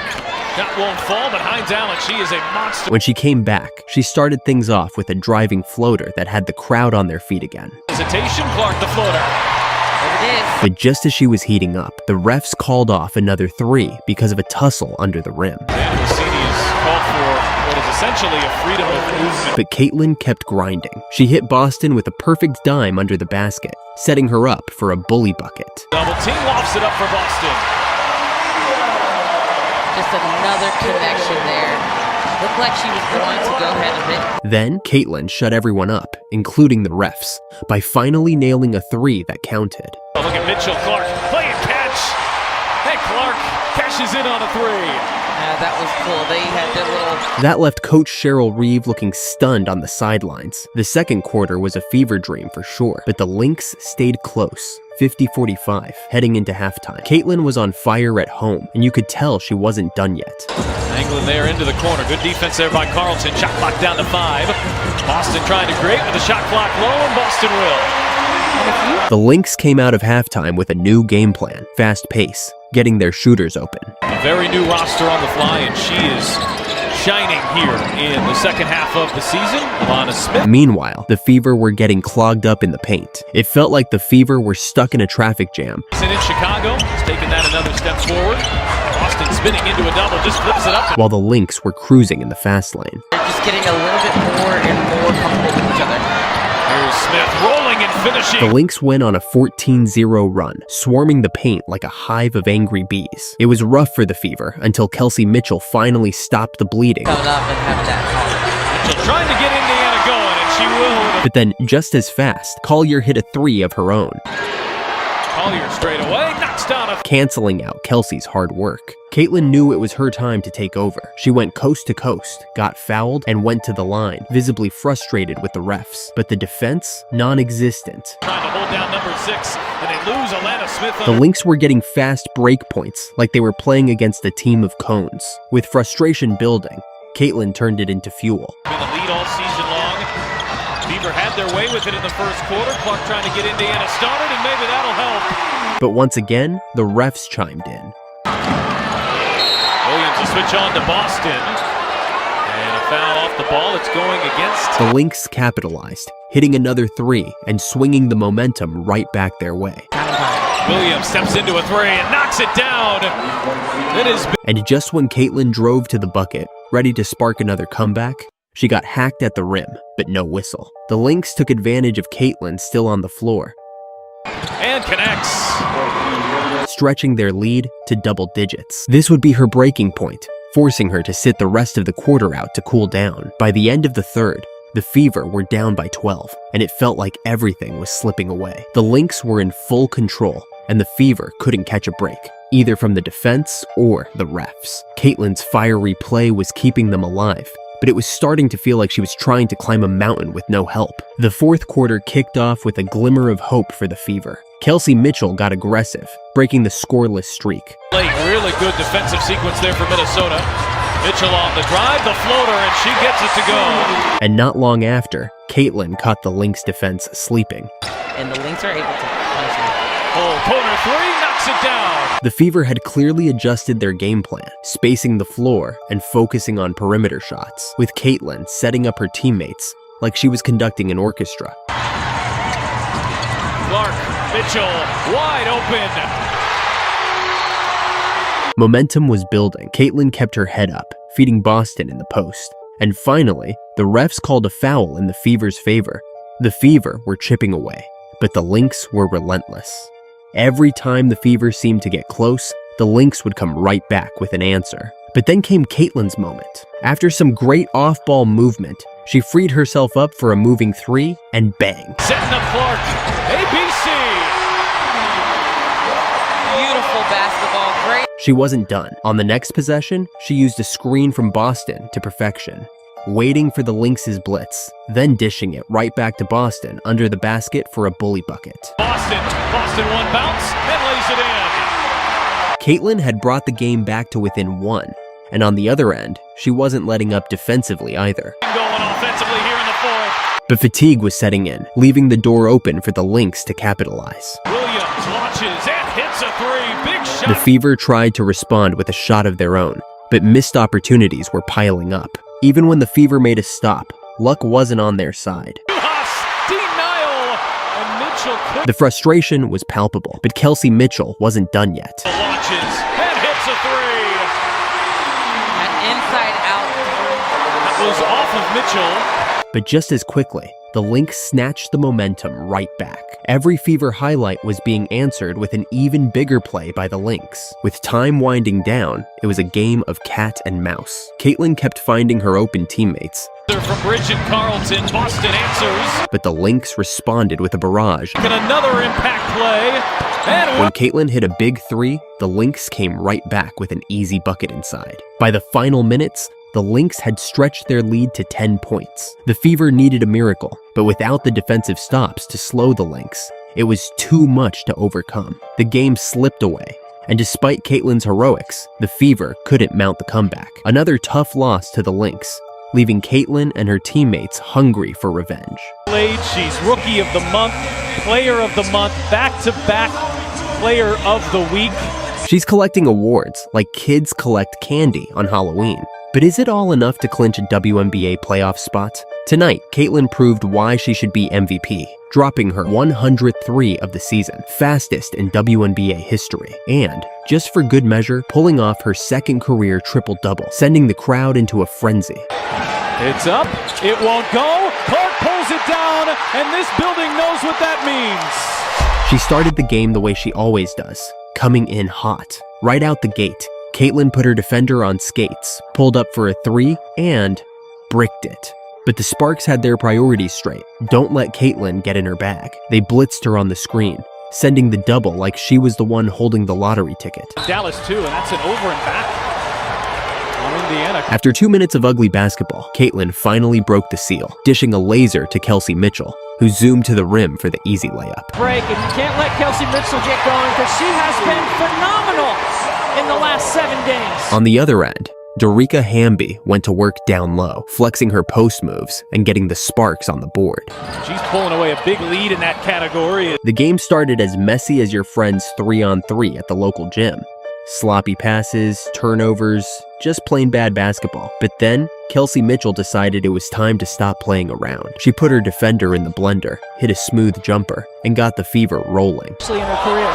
Here's Mitchell putting on the moves, and Mitchell, this has been quite a heater for Kelsey Mitchell. The leading scorer in the Eastern Conference out of the Caitlin wasn't about to let that moment pass her by. She cooked that same defender again and pulled up for one of her trademark step-back threes. Step back, hits a three. There's always a different energy in the building. Fast forward to the next play. Caitlin's in transition. She's slicing and dicing through the defense like she's in a video game, changes pace, hits the lane, and Showing off the moves, Clark. smokes the layup. Even the best have their moments. Meanwhile, the Sparks weren't exactly sitting quietly. They kept answering back, and after 2 and 1 layups, they took the lead. NBA as Odyssey Sims gets inside and finishes. They are prone to pull off the upset. While the Fever racked up turnovers, like they were going out of style. Coach called a quick timeout, and out of the huddle, Caitlin was back in kill mode. Ignoring the screen like it didn't even matter, she barreled straight to the hoop and finished strong over Odyssey Sims. The hesitation, Clark gets inside and lays it in. 17-12 for the Fever now, and Kelsey Mitchell kept the pressure on with a bucket of her own. Mitchell, catch and shoot, whistle there too, hit a 3. And let's check on where this foul is. The Sparks hit a 3 to get right back in it though. And with the Fever making more sloppy mistakes, LA hit back-to-back triples to take the lead. Burrell, who's just checked in, and Nurse dials up a 3. 21-18. 30 seconds left in the quarter, and Caitlin wasn't about to let that slide. They cleared the floor, went ISO, and let Caitlin go to work. On the baseline, knocking it down from the mid-range. That's a beautiful mid-range. In the second quarter, the Sparks came out with energy, blowing by Caitlin on a drive, leaving her behind like she missed the bus. You can say that about the Indiana Fever. They play. But of course, Caitlin wasn't going to let that go unanswered. She drove straight into the heart of the defense. Upset win here in May. Clark draws the foul. Drew a foul, and calmly sank both free throws. Then, on the next play, she set up Dantas perfectly off the pick and roll for a wide open bucket. Clark on the bounce, Dantas charging inside and finishing. But here comes Kia Nurse, proving she's got the hot hand tonight. She drained a 3, then came back with a filthy step-back midi that had the Fever fans biting their nails. Nurse stepping back and rattles that one home. So Kia. With a couple more Fever turnovers, the Sparks brought it all the way back to 31-30 midway through the second. And they didn't stop there. Burrell came in off the bench and dropped another triple. And all of a sudden, the Sparks were up. Now LA's starting to make shots. The Fever needed an answer, and fast. Kelsey Mitchell was ready for the challenge, pulling up for a 3 that splashed through the net like a stone in a pond. But the Sparks weren't done. They were on fire, hitting another from downtown. And Stevens answers with a 3. It seemed like the Fever couldn't stop them. Caitlin got doubled near half court again, but somehow she rifled a bullet pass between 2 defenders, threading the needle to Aaliyah Boston for an easy 2. Good feed into Boston with deep position. Yet the Sparks still couldn't miss. Steven got left open at the top of the key, twice, and hit back-to-back 3s that left the Fever looking helpless. Again, doing her best. 6 threes in a quarter and a half. LA was cooking. The score sat at 42-37, and Indiana was in trouble. But with 2 minutes left in the second quarter, the Fever started to get it together. They made smart cuts and took advantage of mismatches, clawing their way back to within 1. Then, with the clock winding down, Boston hit a buzzer-beating layup to bring the Fever into halftime. That's impressive. Oh, Clark, beautiful find to a cutting Boston. The third quarter started off rocky. The Sparks came right back with their Caitlin double team, forcing another turnover. Clark bouncing for Boston and gives it right back. But Kelsey Mitchell wasn't having it, taking matters into her own hands. On the drive, turns the corner and gets to the rim. Forget about it. She gets to that left hand. Nalissa Smith followed suit, working hard down low to put the Fever back in the lead. The Olympic break, Smith going one-on-one, attacking Hamby and winning the back. But it was like they had a blind spot for Steven. Once again, she was left wide open, and once again, she made them pay. Here's Stevens lining up a triple. The Sparks' game plan was all about making Caitlin work for every inch. They blitzed her off every screen, forcing her to give up the ball. There's that blitz. That's the way I would have started. Kurt Miller has his team blitz, and it results in Aaliyah Boston getting away. Then came the Caitlin Clark special. She hit a cold-blooded crossover into a step-back 3. Clark crossing over and dropping a 3. Nailing her 100th triple of the season, the fastest player in WNBA history to reach that mark. And she wasn't done. She immediately followed it up by picking the Sparks' pockets, flying down the court for an easy transition layup. And Chase, she won't get there. It's just a different energy in the building. She was heating up now, and everyone knew it. Caitlin attacked again, taking it right to the rim for her 3rd bucket in a row. Drive, Clark hangs and banks it home. So much better going downhill. single-handedly bringing the Fever to a 60-55 lead. The Sparks answered with a pull-up three from Nurse. But Caitlin wasn't about to be outdone. She drained a three of her own, like a mic drop, to end the third quarter with a 4-point lead. Trying to answer, you bets! So good. By the time the fourth quarter rolled around, Tyrese Halliburton was on the sidelines looking like a kid at Christmas, loving every second of the show. The Sparks bench kept them alive, with Burrell nailing another three, but Caitlin kept reading the defense like a book, dishing the ball out to Boston for an easy bucket after every double team. Boston spinning inside, right around McDonald. Beautiful move. And then Caitlin really started to cook. Sims couldn't handle her off the dribble, and Caitlin made her pay with a filthy crossover into another step-back three. The crowd going wild. It's a three! The Sparks were making mistakes left and right, and Caitlin punished them every time. This time, she pulled off a behind-the-back pass to Boston, who finished with a bucket so easy it might as well have been a layup drill.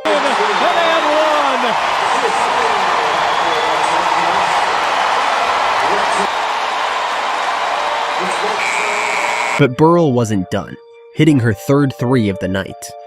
Yet, it felt like everyone in the building came to show off their range, including Kelsey Mitchell, who knocked down a three of her own. So that's a deep two, but she connects. She's now 2 shy of 20. As the clock ticked down, Hamby went on a personal run, dropping 8 points in a single minute, bringing the game back within 3. Backing Boston, spin move. Floats it up, gets it to go, and a foul for De'Erica Hamby. The Sparks were close, but Nalissa Smith shut the door on them with a massive block on Hamby that felt like a statement. There by Boston, inside for Hamby, sent back. Nalissa Smith closes the door at the rim. With just 3 minutes left, Caitlin was on the verge of another triple-double, needing 1 assist and 2 rebounds. Sims tried one last gasp, stealing the ball from Caitlin and finishing an and-one layup, bringing the game back to 3 points with 2 minutes to go. But the Fever stayed steady. Boston went to work in the paint, bullying her way to the basket for the clutch buckets that sealed the deal. And then, with 25 seconds left, the Sparks launched a desperation three that clanged off the rim. Caitlin snatched the rebound, completing her second career triple-double, and the crowd lost their minds. It's up, it won't go, Clark pulls it down, and this building knows what that means. The Fever had clinched the playoffs, and Caitlin Clark had made history. Again. Caitlin Clark responds to Angel Reese's WNBA record in the only way she knows how. Her coach sides in this team. Clark comes back and answers. I saw the adjustment just now. And even her second in command, Kelsey Mitchell, was getting in on the action. I was at a basketball camp every day with him. Mitchell outside, and she's got another three. Her second of the ball game to move to 18. But with Arike Ogunbowale in the building, it wasn't going to come easy. That's exactly what she did. They just can't let her go off. Arike, oh my! Another three, her 5th of the ball game. And right from the start, Indiana's second young gun came out swinging. In the loss, now she goes in the paint, rolls it over the front of the rim. But Ogunbowale didn't hesitate either, showing off the range. Arike buries the three. Struck by Arike Ogunbowale's accuracy, Caitlin tried to match it, but early on, the gun was jammed. However, this didn't stop 22 from making plays, and Kelsey Mitchell was thinking the same way. Clark comes down, there's one of those long passes. Oh, little French pastry from Kelsey Mitchell. That's going to be all over the highlights around the world. With the spotlight on Caitlin Clark, Kelsey Mitchell found herself in the perfect position to capitalize. Scoring 18-5, and she's got 4 already. And when Caitlin Clark did have the ball, the game seemed to slow down, as if she was in complete control of time itself. She picked out her teammates effortlessly, threading passes through the defense with precision. Been, shall we say, spectacular this year, Nalissa Smith. But Arike was on a warpath, determined to keep the lead for the Dallas Wings. In the last 3 games, running after a rebound. And Arike knocks down the three. Unfortunately for the Fever, their shots just didn't connect, leaving the Wings in the lead, 12-10. And with Arike still on fire, that lead would only widen. In their locker rooms, and that's why they're successful. Oh yeah, she's successful too. Yeah. She showed she was not only a scorer, but could also dish the ball around. On the drive, no. Tip, nice job, Maddie Siegrist. The Fever were clumsy at times, struggling to find their rhythm and turning the ball over. But with Kelsey Mitchell on the floor, there was always a sense of hope. But most importantly, keeping the score close. Mitchell buries the three. That was pretty. Now what a shot. But there was always an answer. Arike kept going back to back. Olympic break, the best in the league. And then Dallas answers again. With 22 on the floor, this was a challenge she couldn't refuse, matching 3 for 3. Every field goal made has been 3, and Clark gets her first field goal of the afternoon. With 2 minutes left in the first quarter, Caitlin Clark took charge and got the Fever back in the lead, 19-18. About the coaching and how they were able to keep people together. However, Arike was not done yet either, determined and ready to make history. That's exactly what she did. They just can't let her go off. Arike, oh my! Another 3, her 5th of the ball game. Arike made a statement in the first quarter by draining 5 threes. Her scorching performance sent a clear message to the Fever. They had some serious work on their hands. But in the second quarter, it was just more of the same, an intense back and forth battle. Mitchell started to cook. However, Arike responded right back. He definitely is. We did the WBL together. With the score at 26-29 and the Fever trailing, Caitlin knew it was time to tap into some of her magic.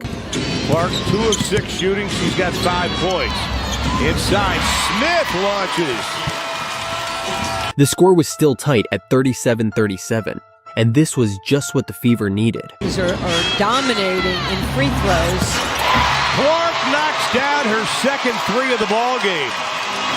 Nalissa Smith was feeling the magic too, getting busy under the rim. Clark, no place to go. Nice defense, Sheldon. Smith, nice move. And she was quick to return the favor, feeling the chemistry with CC. Caitlin on one side, she wants it, she got it, she lays it.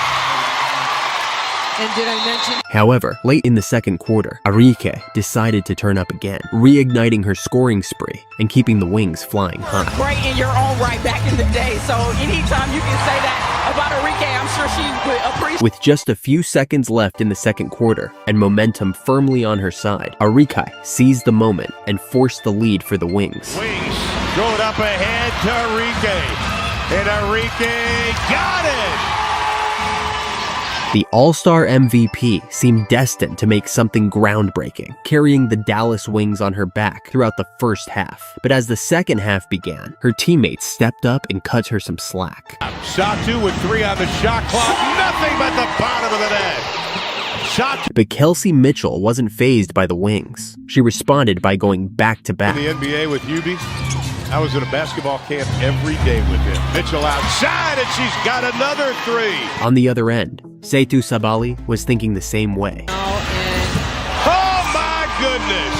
The Olympian for Germany. Dallas regained the lead, and Arike, sensing the flow state, was ready to break the record for 3-pointers. 3-point attempts. How about Arike? With the score at 58-52 and the Fever letting the game slip away, 22 knew it was time to inject some life back into her team. Her coach sides in this team. Clark comes back at him. But not long after her surge, Caitlin Clark was tested, and this time she stumbled. Needed that. And here comes J.C. Sheldon. Clark trailing. That's going to be a hard foul. Are they going to look at it? The Fever were on their last leg, trailing 62-52, the biggest lead of the game for the Wings. Dallas, sensing victory within reach, wasn't holding back. Up ahead, flash. Off face to Satu and takes it herself. What a move by Natasha Howard. And Caitlin Clark was in the midst of a real struggle. Is at the appropriate time. Howard answered with a rejection. With the defense focusing heavily on Caitlin, doubling her and cutting off her driving lanes, it inadvertently left her teammate Kelsey Mitchell with free reign. Up ahead, Clark, beautiful pass to Mitchell. You talked about it at the open. But with Arike still not losing that heat, every move made was quickly answered. With Hall, with Caitlin. And Arike got a new career high and three-pointers made. Her 8th three-pointer of the game was nothing short of cinematic. It felt like watching a highlight reel in real time, and as if scripted, Mitchell answered right 30 back. in the ball game, her 6th 30-point effort today. And then Mitchell fouled by Arike. They're going to replay it.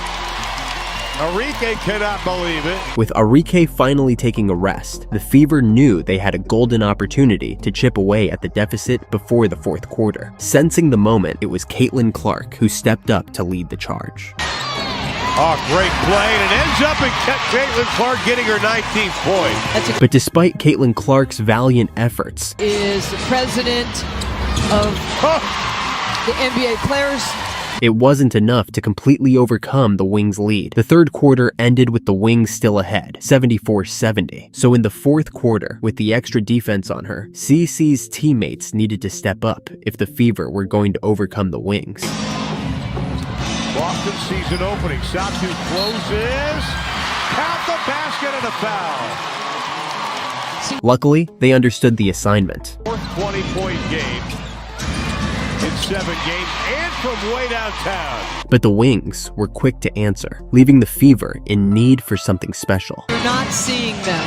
Clark from way downtown parries it. It's an end. 3 players in double figures. Clark again with another 3. Caitlin Clark delivered just what the Fever needed, a clutch double that finally put them back in the lead. And to keep the lead, her partner Kelsey Mitchell showed up in the big moment. Yep. Mitchell over Sheldon, buries the 3. It was a neck-and-neck race to the finish line, as Arike showed no signs of slowing down. But nobody really talked that much about I her. know. And the 3 goes down. Arike, her 9th 3-pointer. She's got 30. At this point, it was all about consistency, and Kelsey Mitchell did not disappoint. There it is. And she buries the 3. And unfortunately for Arike Ogunbowale, you can't do it all yourself. Lead is a half a dozen. Arike tried to cut it in half. Oh, with a big rebound. And the foul by Tierra McCowan. Caitlin Clark had an impressive night, posting 28 points and 12 assists, as the Indiana Fever overcame a record-tying 9 three-pointers from Arike in a thrilling 100-93 victory over the Dallas Wings. Kelsey Mitchell was unstoppable, leading the charge with 36 points and a clutch 3 in the 4th, taking the Fever over the line. Better, my goodness, just the pace and scoring in this matchup. Clark, 3-point barrage in Indiana. In her 31st game, Clark nailed her 86th three-pointer, surpassing the rookie record set by Ryan Howard of the Atlanta Dream in 2022. But it wasn't all sunshine. 10 points, 3 rebounds, 4 assists. 5-point game. Ty Harris, offensive foul. It's on Alyssa Thomas. And right from the start, Indiana's young gun came out swinging. But the first effort were met with tough love. Each drive to the basket felt like a battle, and Caitlin got jumped early. Figure out who was going to be that person to bring that spark for me off the bench as Carrington picks Clark's pocket right there. But just when things seemed dire for Indiana, 22 decided it was time for a rescue mission. Time and space, and that's the key word I think for Clark is the space and the pace. Drills it to make it a 1-point game. First 3 of the night for Caitlin Clark. And she put some serious power into those drives, forcing her way through the defense and drawing fouls in the process. Just something that she's done a great job of so far. A phrase she often uses is activity. Caitlin cranked up her playmaking wizardry, threading passes through tight spaces. But her teammates didn't fully believe in the magic she was weaving. Points. Pick, roll, Boston. Blocked by Bonner. Dejanay. What? They're showing out right now. up and down we go. Passes that should have led to easy buckets were fumbled and opportunities slipped through their fingers. The chemistry that should have turned her genius into points was missing, and she got a taste of her own recipe on the other end. That's true. One way to put it. Right. Oh, nice move by Harris, the behind the back. Atlanta brought the score back within 2 points, closing the gap. Sensing the shift in momentum, CC tried to restore more comfort, but with her and her teammates struggling to connect, the game felt like it was teetering on a knife's edge. It was clear that this game needed a spark, and who else but Lexi Hull to light that fire. Dangerous. It is tough when you lose that first game, but the defense there from Thomas. Oh, and Hull made it anyway. But Atlanta wasn't about to let the Fever enjoy that 3-point cushion just yet. 1% from 3 for Hull. Mabry answers. Therefore, the star had to step up. It was up to number 22 to take matters into her own hands and go back to back to back. Just the pace and scoring in this matchup. Clark, 3-point barrage in Indiana. But Caitlin Clark wasn't done yet. As she continued to work her magic, it found a believer in Lexi Hull. Clark, scanning, kicking, Hull 3. And then the dominoes started to fall as Aaliyah Boston decided to join the party as well. Olympian and Alyssa Thomas just won her first Olympic gold medal. But just as Smith looked to join the surge, the refs called her for a chicken wing. Between these two. An offensive foul there on Alyssa Smith. This call snuffed out that little spark of momentum, dimming the light Caitlin Clark had ignited in her team. Clark to Mitchell. The offensive seemed to take the wind out of their sails, halting the Fever's rhythm and leading to rookie mistakes. That's where her strength is going to come from. Even in year 15, age 37, Indiana gives it away. But luckily, as if by some stroke of fortune, a ghost seemed to block that layup. After a full court snipe by Caitlin, Kelsey Mitchell stepped up to show everyone how to properly finish wide opens. Against, to get a win over a team. And Caitlin had to let it fly after putting her defender on skates. 56, Caitlin Clark, step back, 3 is cash. But this was answered right away by her match rival, Carrington. Room for, and that's one of them, but Caitlin took this challenge to heart, locking eyes with Carrington and going right at her with a burst of speed. Getting out there on an island, and she makes Indiana pay for it. The amount of times The Dream felt Caitlin's unmatched presence dominating the court and knew they had to do something drastic to slow her down. So, they resorted to setting up a screen from hell. 4 assists, 5-point game. Ty Harris, offensive foul. It's on Alyssa Thomas. That's her third. But whatever broke her only made her stronger. There was no stopping Caitlin's facilitating, even as her teammates didn't. 2 months, Fag Benlay. So she knew she had to take matters into her own hands yet again. Yes. Welcome to the party, Marina. We missed you. Clark splits 2. However, the Dream wouldn't let that slide, with Carrington jumping in to challenge her yet again. There for a second. Clark has it back with 10 seconds. Carrington dives on the deck, and they get into it in the corner.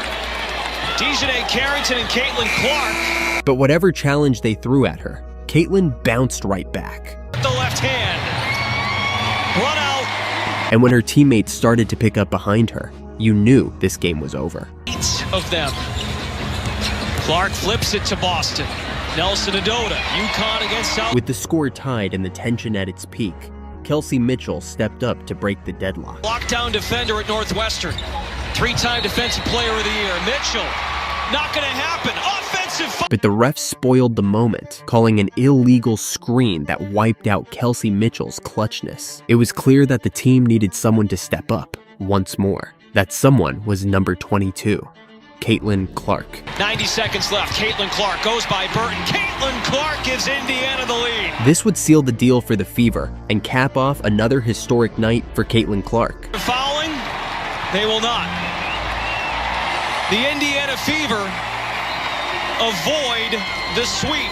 August 25th was a game circled on the calendar. The Fever took on the Minnesota Lynx, coached by Cheryl Reeve, the very coach who left Caitlin Clark off the Olympic roster. This was one of the toughest games of the season, but Caitlin still showed why she's the biggest star in the league, even in the face of adversity.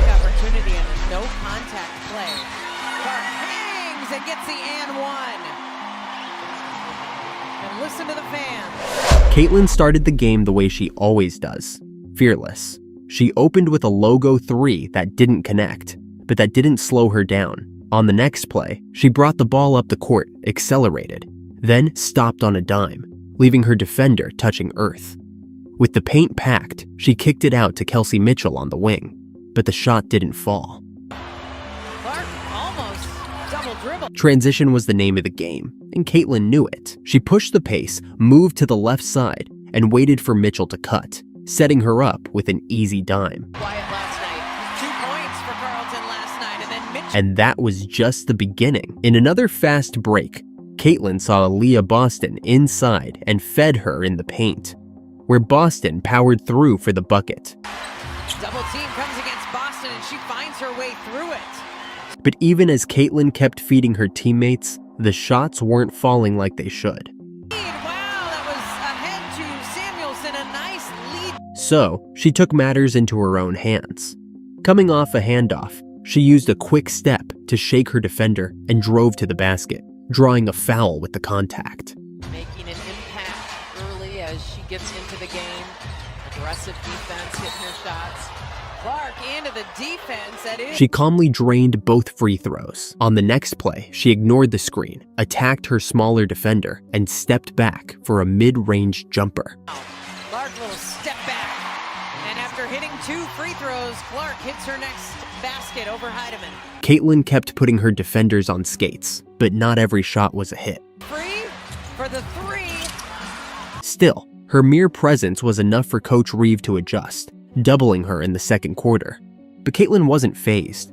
Bringing the ball up the court, she used the screen, not once, but twice, to force a switch and find an open teammate for an easy bucket. Much to me in my basketball journey, and just to watch this. Moments later, she set up another play, using a screen to get the ball to Kelsey Mitchell, who drained a 3. She matters too. That's right.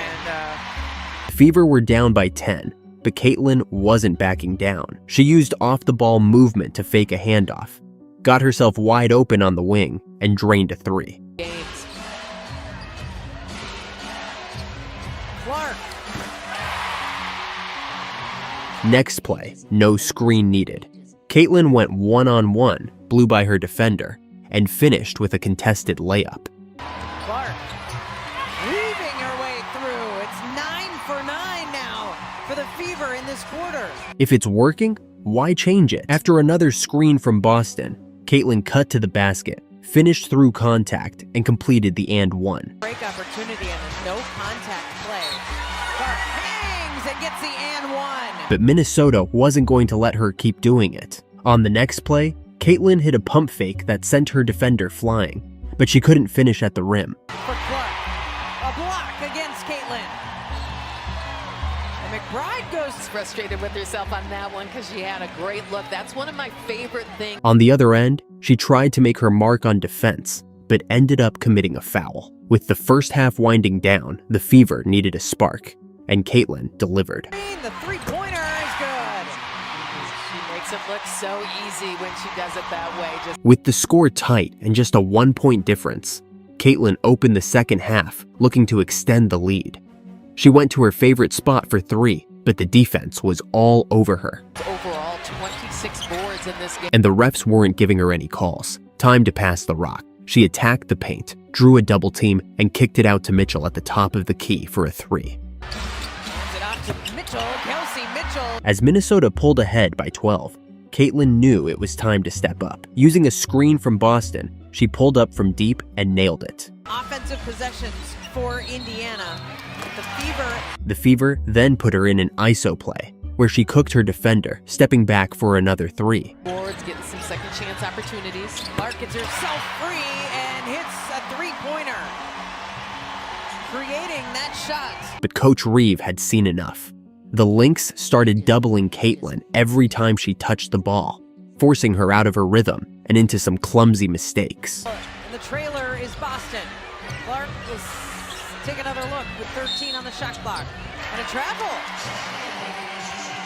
Boy, that was strange. Caitlin. Even when they forced her out of her comfort zone, Caitlin found ways to make plays. She drove into the paint and forced some points. Clark loses Heidemann and rolls it in. The Lynx tried to slow down her pace in transition, but when they slipped up, Caitlin sent a full-court pass for a quick bucket. Made.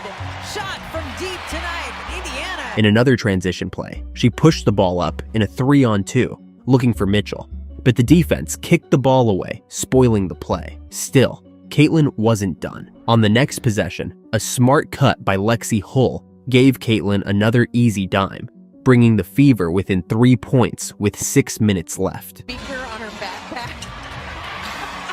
And Lindsay be like, But relying on her teammates too much in the final minutes didn't yield the results they needed. Even when Caitlin tried to rally late, it wasn't enough.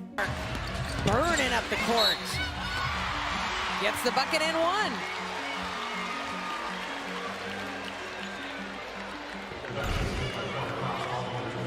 Minnesota held on for the win, but Caitlin still proved why she's one of the best in the league. When Caitlin Clark showed she's the WNBA's chosen one. Isolation here for Mitchell. Clark, another one. What is happening right now? On June 8th, Caitlin Clark added another chapter to her Rookie of the Year campaign with a career-high performance against the Washington Mystics. But as much as she dazzled, this game got a lot closer than anyone expected. Charity strike into Dolson. Samuelson the three. That falls. 7.5 to play. 84. Caitlin started the game with her usual aggressiveness, blowing past her defender with a quick step, only to be met by help defense in the paint. Trusting her vision, she dished it off to a teammate for what seemed like an easy bucket, but things didn't go as planned. Seconds later, Caitlin took matters into her own hands. No screen, no hesitation, just pure skill. She put her defender in a blender with some quick dribbles and finished with a smooth layup around the bigger defender. It was the start of something special. Clark trying to get by. The Mystics defense gets right to the cup and lays it up and in. With her first points on the board, Caitlin began to take control. She faked a shot at the three-point line, handing it off to Aaliyah Boston. The fake pulled two defenders onto her, leaving Boston wide open in the paint. One quick pass and a spin move later, Boston had an easy bucket. Shot at the cup. Boston gets the slip and around Edwards, lays that up. Then came transition time. One glance was all Caitlin needed to spot Kelsey Mitchell on the fast break. Too quick for anyone else to catch. A half-court dime from Caitlin turned into an easy layup for Mitchell. Quickly up the floor is Mitchell. Beautiful find from Clark as Mitchell lays it up. But not everything was smooth sailing. Julie Van Loo used some sneaky footwork to poke the ball away from Caitlin, turning it into a turnover. Van Loo then punished the Fever with an instant pull-up three, keeping the game close. Van Loo comes up with the steal. She'll call her own number and splash that home. Ties it at 13. On the next possession, the pressure was back on Caitlin. A defender's swipe nearly caused another turnover, but Caitlin recovered quickly. With two defenders closing in, she pulled off a step-back three from the logo, draining it and leaving the crowd buzzing. Picked up now by Dee Richards as she's into the ball game. Richards on the floor. Clark, the step-back three just below the logo, drills it. Still in the first quarter, Caitlin got the ball after a Mystics turnover and turned on the Jets. With a 2-on-1 situation, she patiently waited for the defender to commit before dishing it off to Nalissa Smith for an easy layup. Gets it to her on the move. Beautiful two-person game. And it wasn't just on offense where Caitlin was making an impact. She showed her defensive chops by getting a steal and immediately pushing the ball in transition, trusting her teammates to finish the play. She's made in tonight's game. Wheeler, little in-out dribble.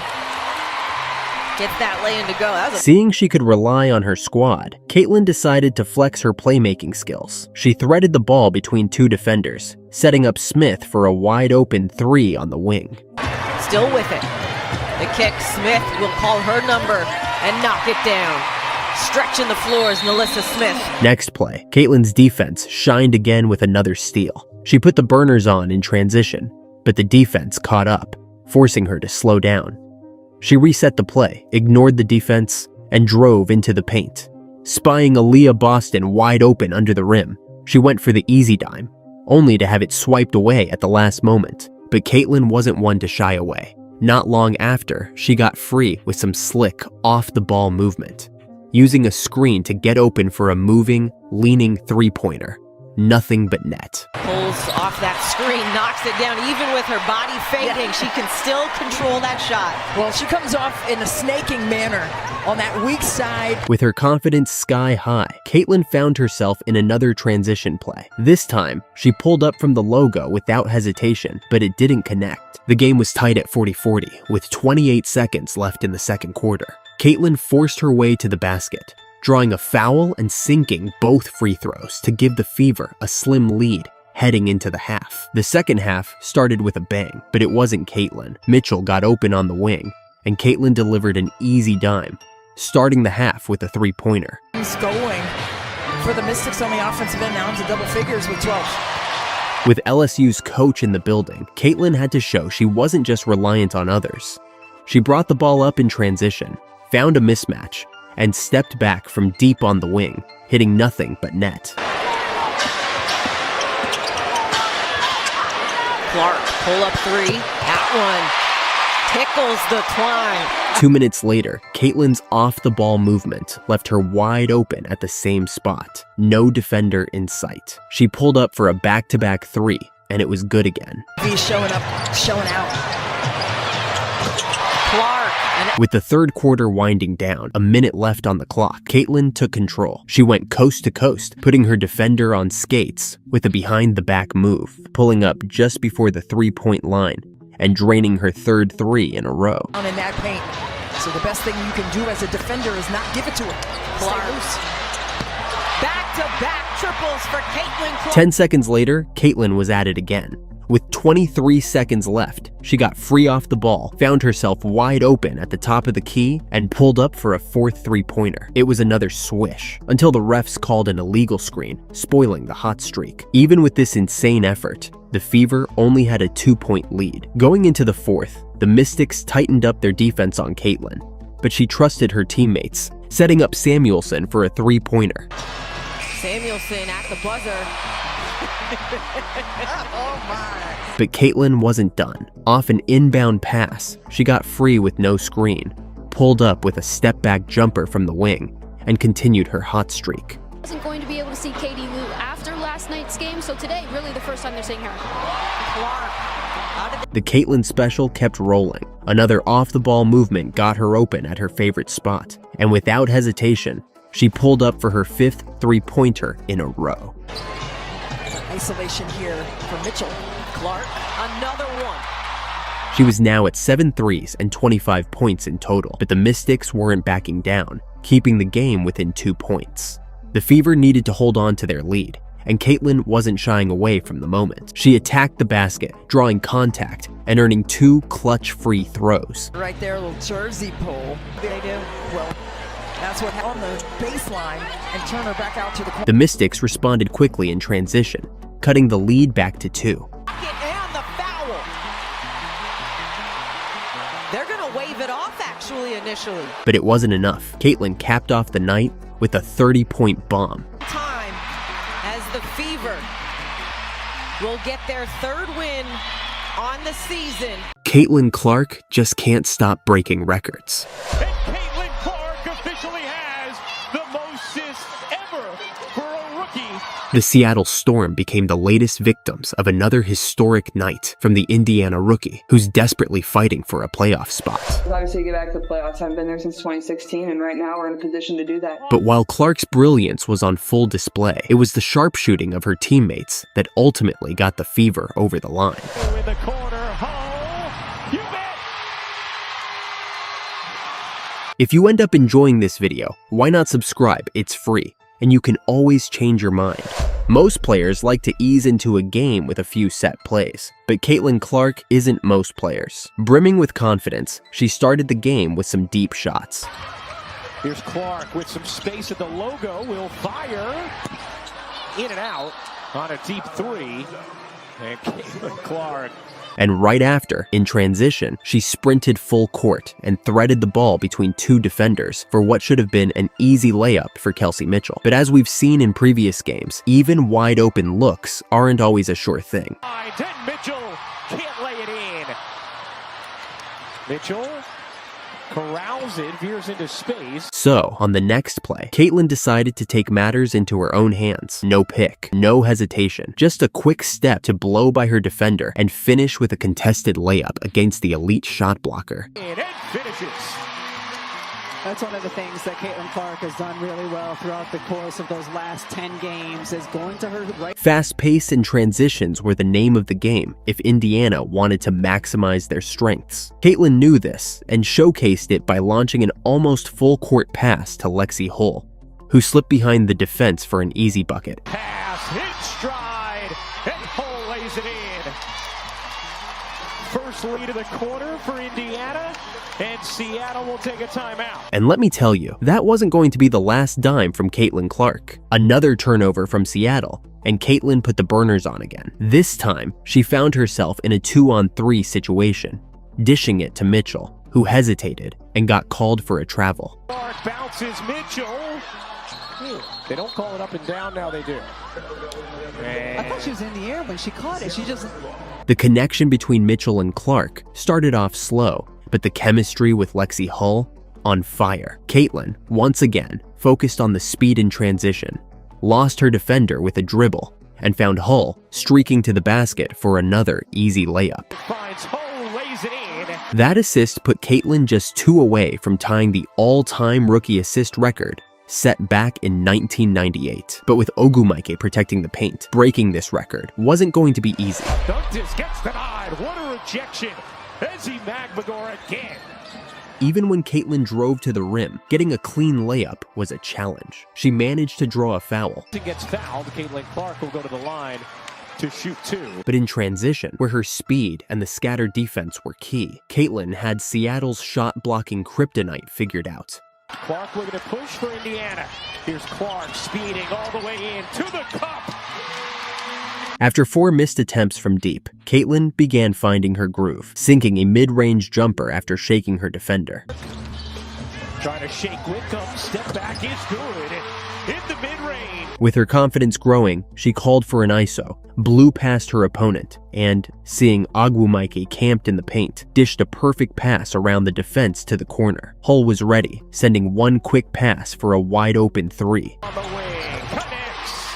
The first half ended with Indiana clinging to a 1-point lead. But a lead is a lead. The third quarter kicked off with more of what had been working. Transition basketball, but even faster. Caitlin grabbed a rebound and instantly sent a half-court pass to a streaking Kelsey Mitchell. Clark the fling ahead. Oh, what a dime! And Mitchell lays it in! And Caitlin Clark officially has the most assists ever for a rookie. That assist etched Caitlin Clark's name into the history books as the all-time rookie assist leader, with 12 games still to go. Insane. And the momentum didn't stop there. A minute later, they left her wide open. Her defender wasn't even close. Caitlin made them pay, finally sinking her first 3 after missing 6 straight, pushing Indiana's lead to 6. Rebound, Clark, a good look.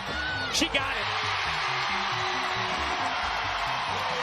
On the other end, Seattle's guard forced a play and drew a foul for free throws. Frustrated by the call, Caitlin let out some of that frustration on the padding, but the refs weren't having it. They hit her with a tech, leaving her stunned. Still frustrated, Caitlin channeled that energy the only way she knows how, by calling a pick with Aaliyah Boston.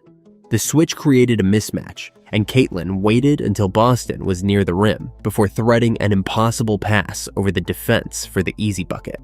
That is Clark's 5th technical this season. Oh, what a dime! Clark to Boston! We saw another one of those speedy transition plays soon after. Caitlin noticed all 3 defenders were drawn to one side, so she waited for the overlap from Samuelson on the other. But Samuelson didn't notice Ogwumike had switched over, ending her dream with a block. Samuelson denied. What a rejection from Magbagor. But Caitlin wasn't just there to dish out assists. She stole the ball at half court from Diggins Smith and immediately pulled up for a 3, breaking the 50-50 tie. It's good. Seattle had their smart, albeit dirty, ways of slowing down Caitlin in transition, but she always had something up her sleeve, whether it was on offense or defense. Wickham denied by Clark. Caitlin showed that she's built differently. She ended the third quarter by both blocking and getting blocked. Here's Clark trying to get around McMagor, and McMagor with the denial. Proving there was still some balance and keeping the game close. The fourth quarter was a showcase of her teammates stepping up when it mattered most. Caitlin started by throwing her defender off with a quick first step, going under the taller defender in the paint for a layup. Quick first step, Clark cutting to the hoop, able to lay it in. On the next play, they figured her out and started double teaming, but somehow she found a wide open Lexi Hull. Brings it over to Hull, wide open three. She got it. Caitlin Clark on that one manipulated the defense with her eyes. Hull promised to be clutch, hitting another three right after, widening the lead. On cue. Caitlin then bulldozed through the smaller Diggins-Smith,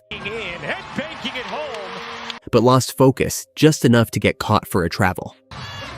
And a travel. She picked it right back up though, with a classic pick and pop with Aaliyah Boston. Boston hit it.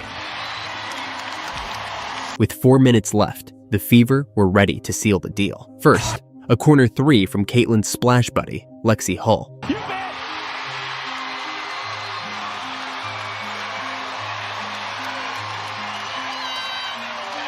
Not long after, Caitlin joined the party, hitting a deep three after a pick from Aaliyah Boston. She got it. Third three for Caitlin Clark, who now has 23 points, 15 of them in the second half. With 3 minutes left, Seattle had no response, but the Fever kept their foot on the gas. Caitlin waited for the perfect moment to get Kelsey Mitchell open and sent a dime for yet another three. Her final assist of the night came from another three, ending her night with 9 assists and putting the Fever one step closer to the playoffs.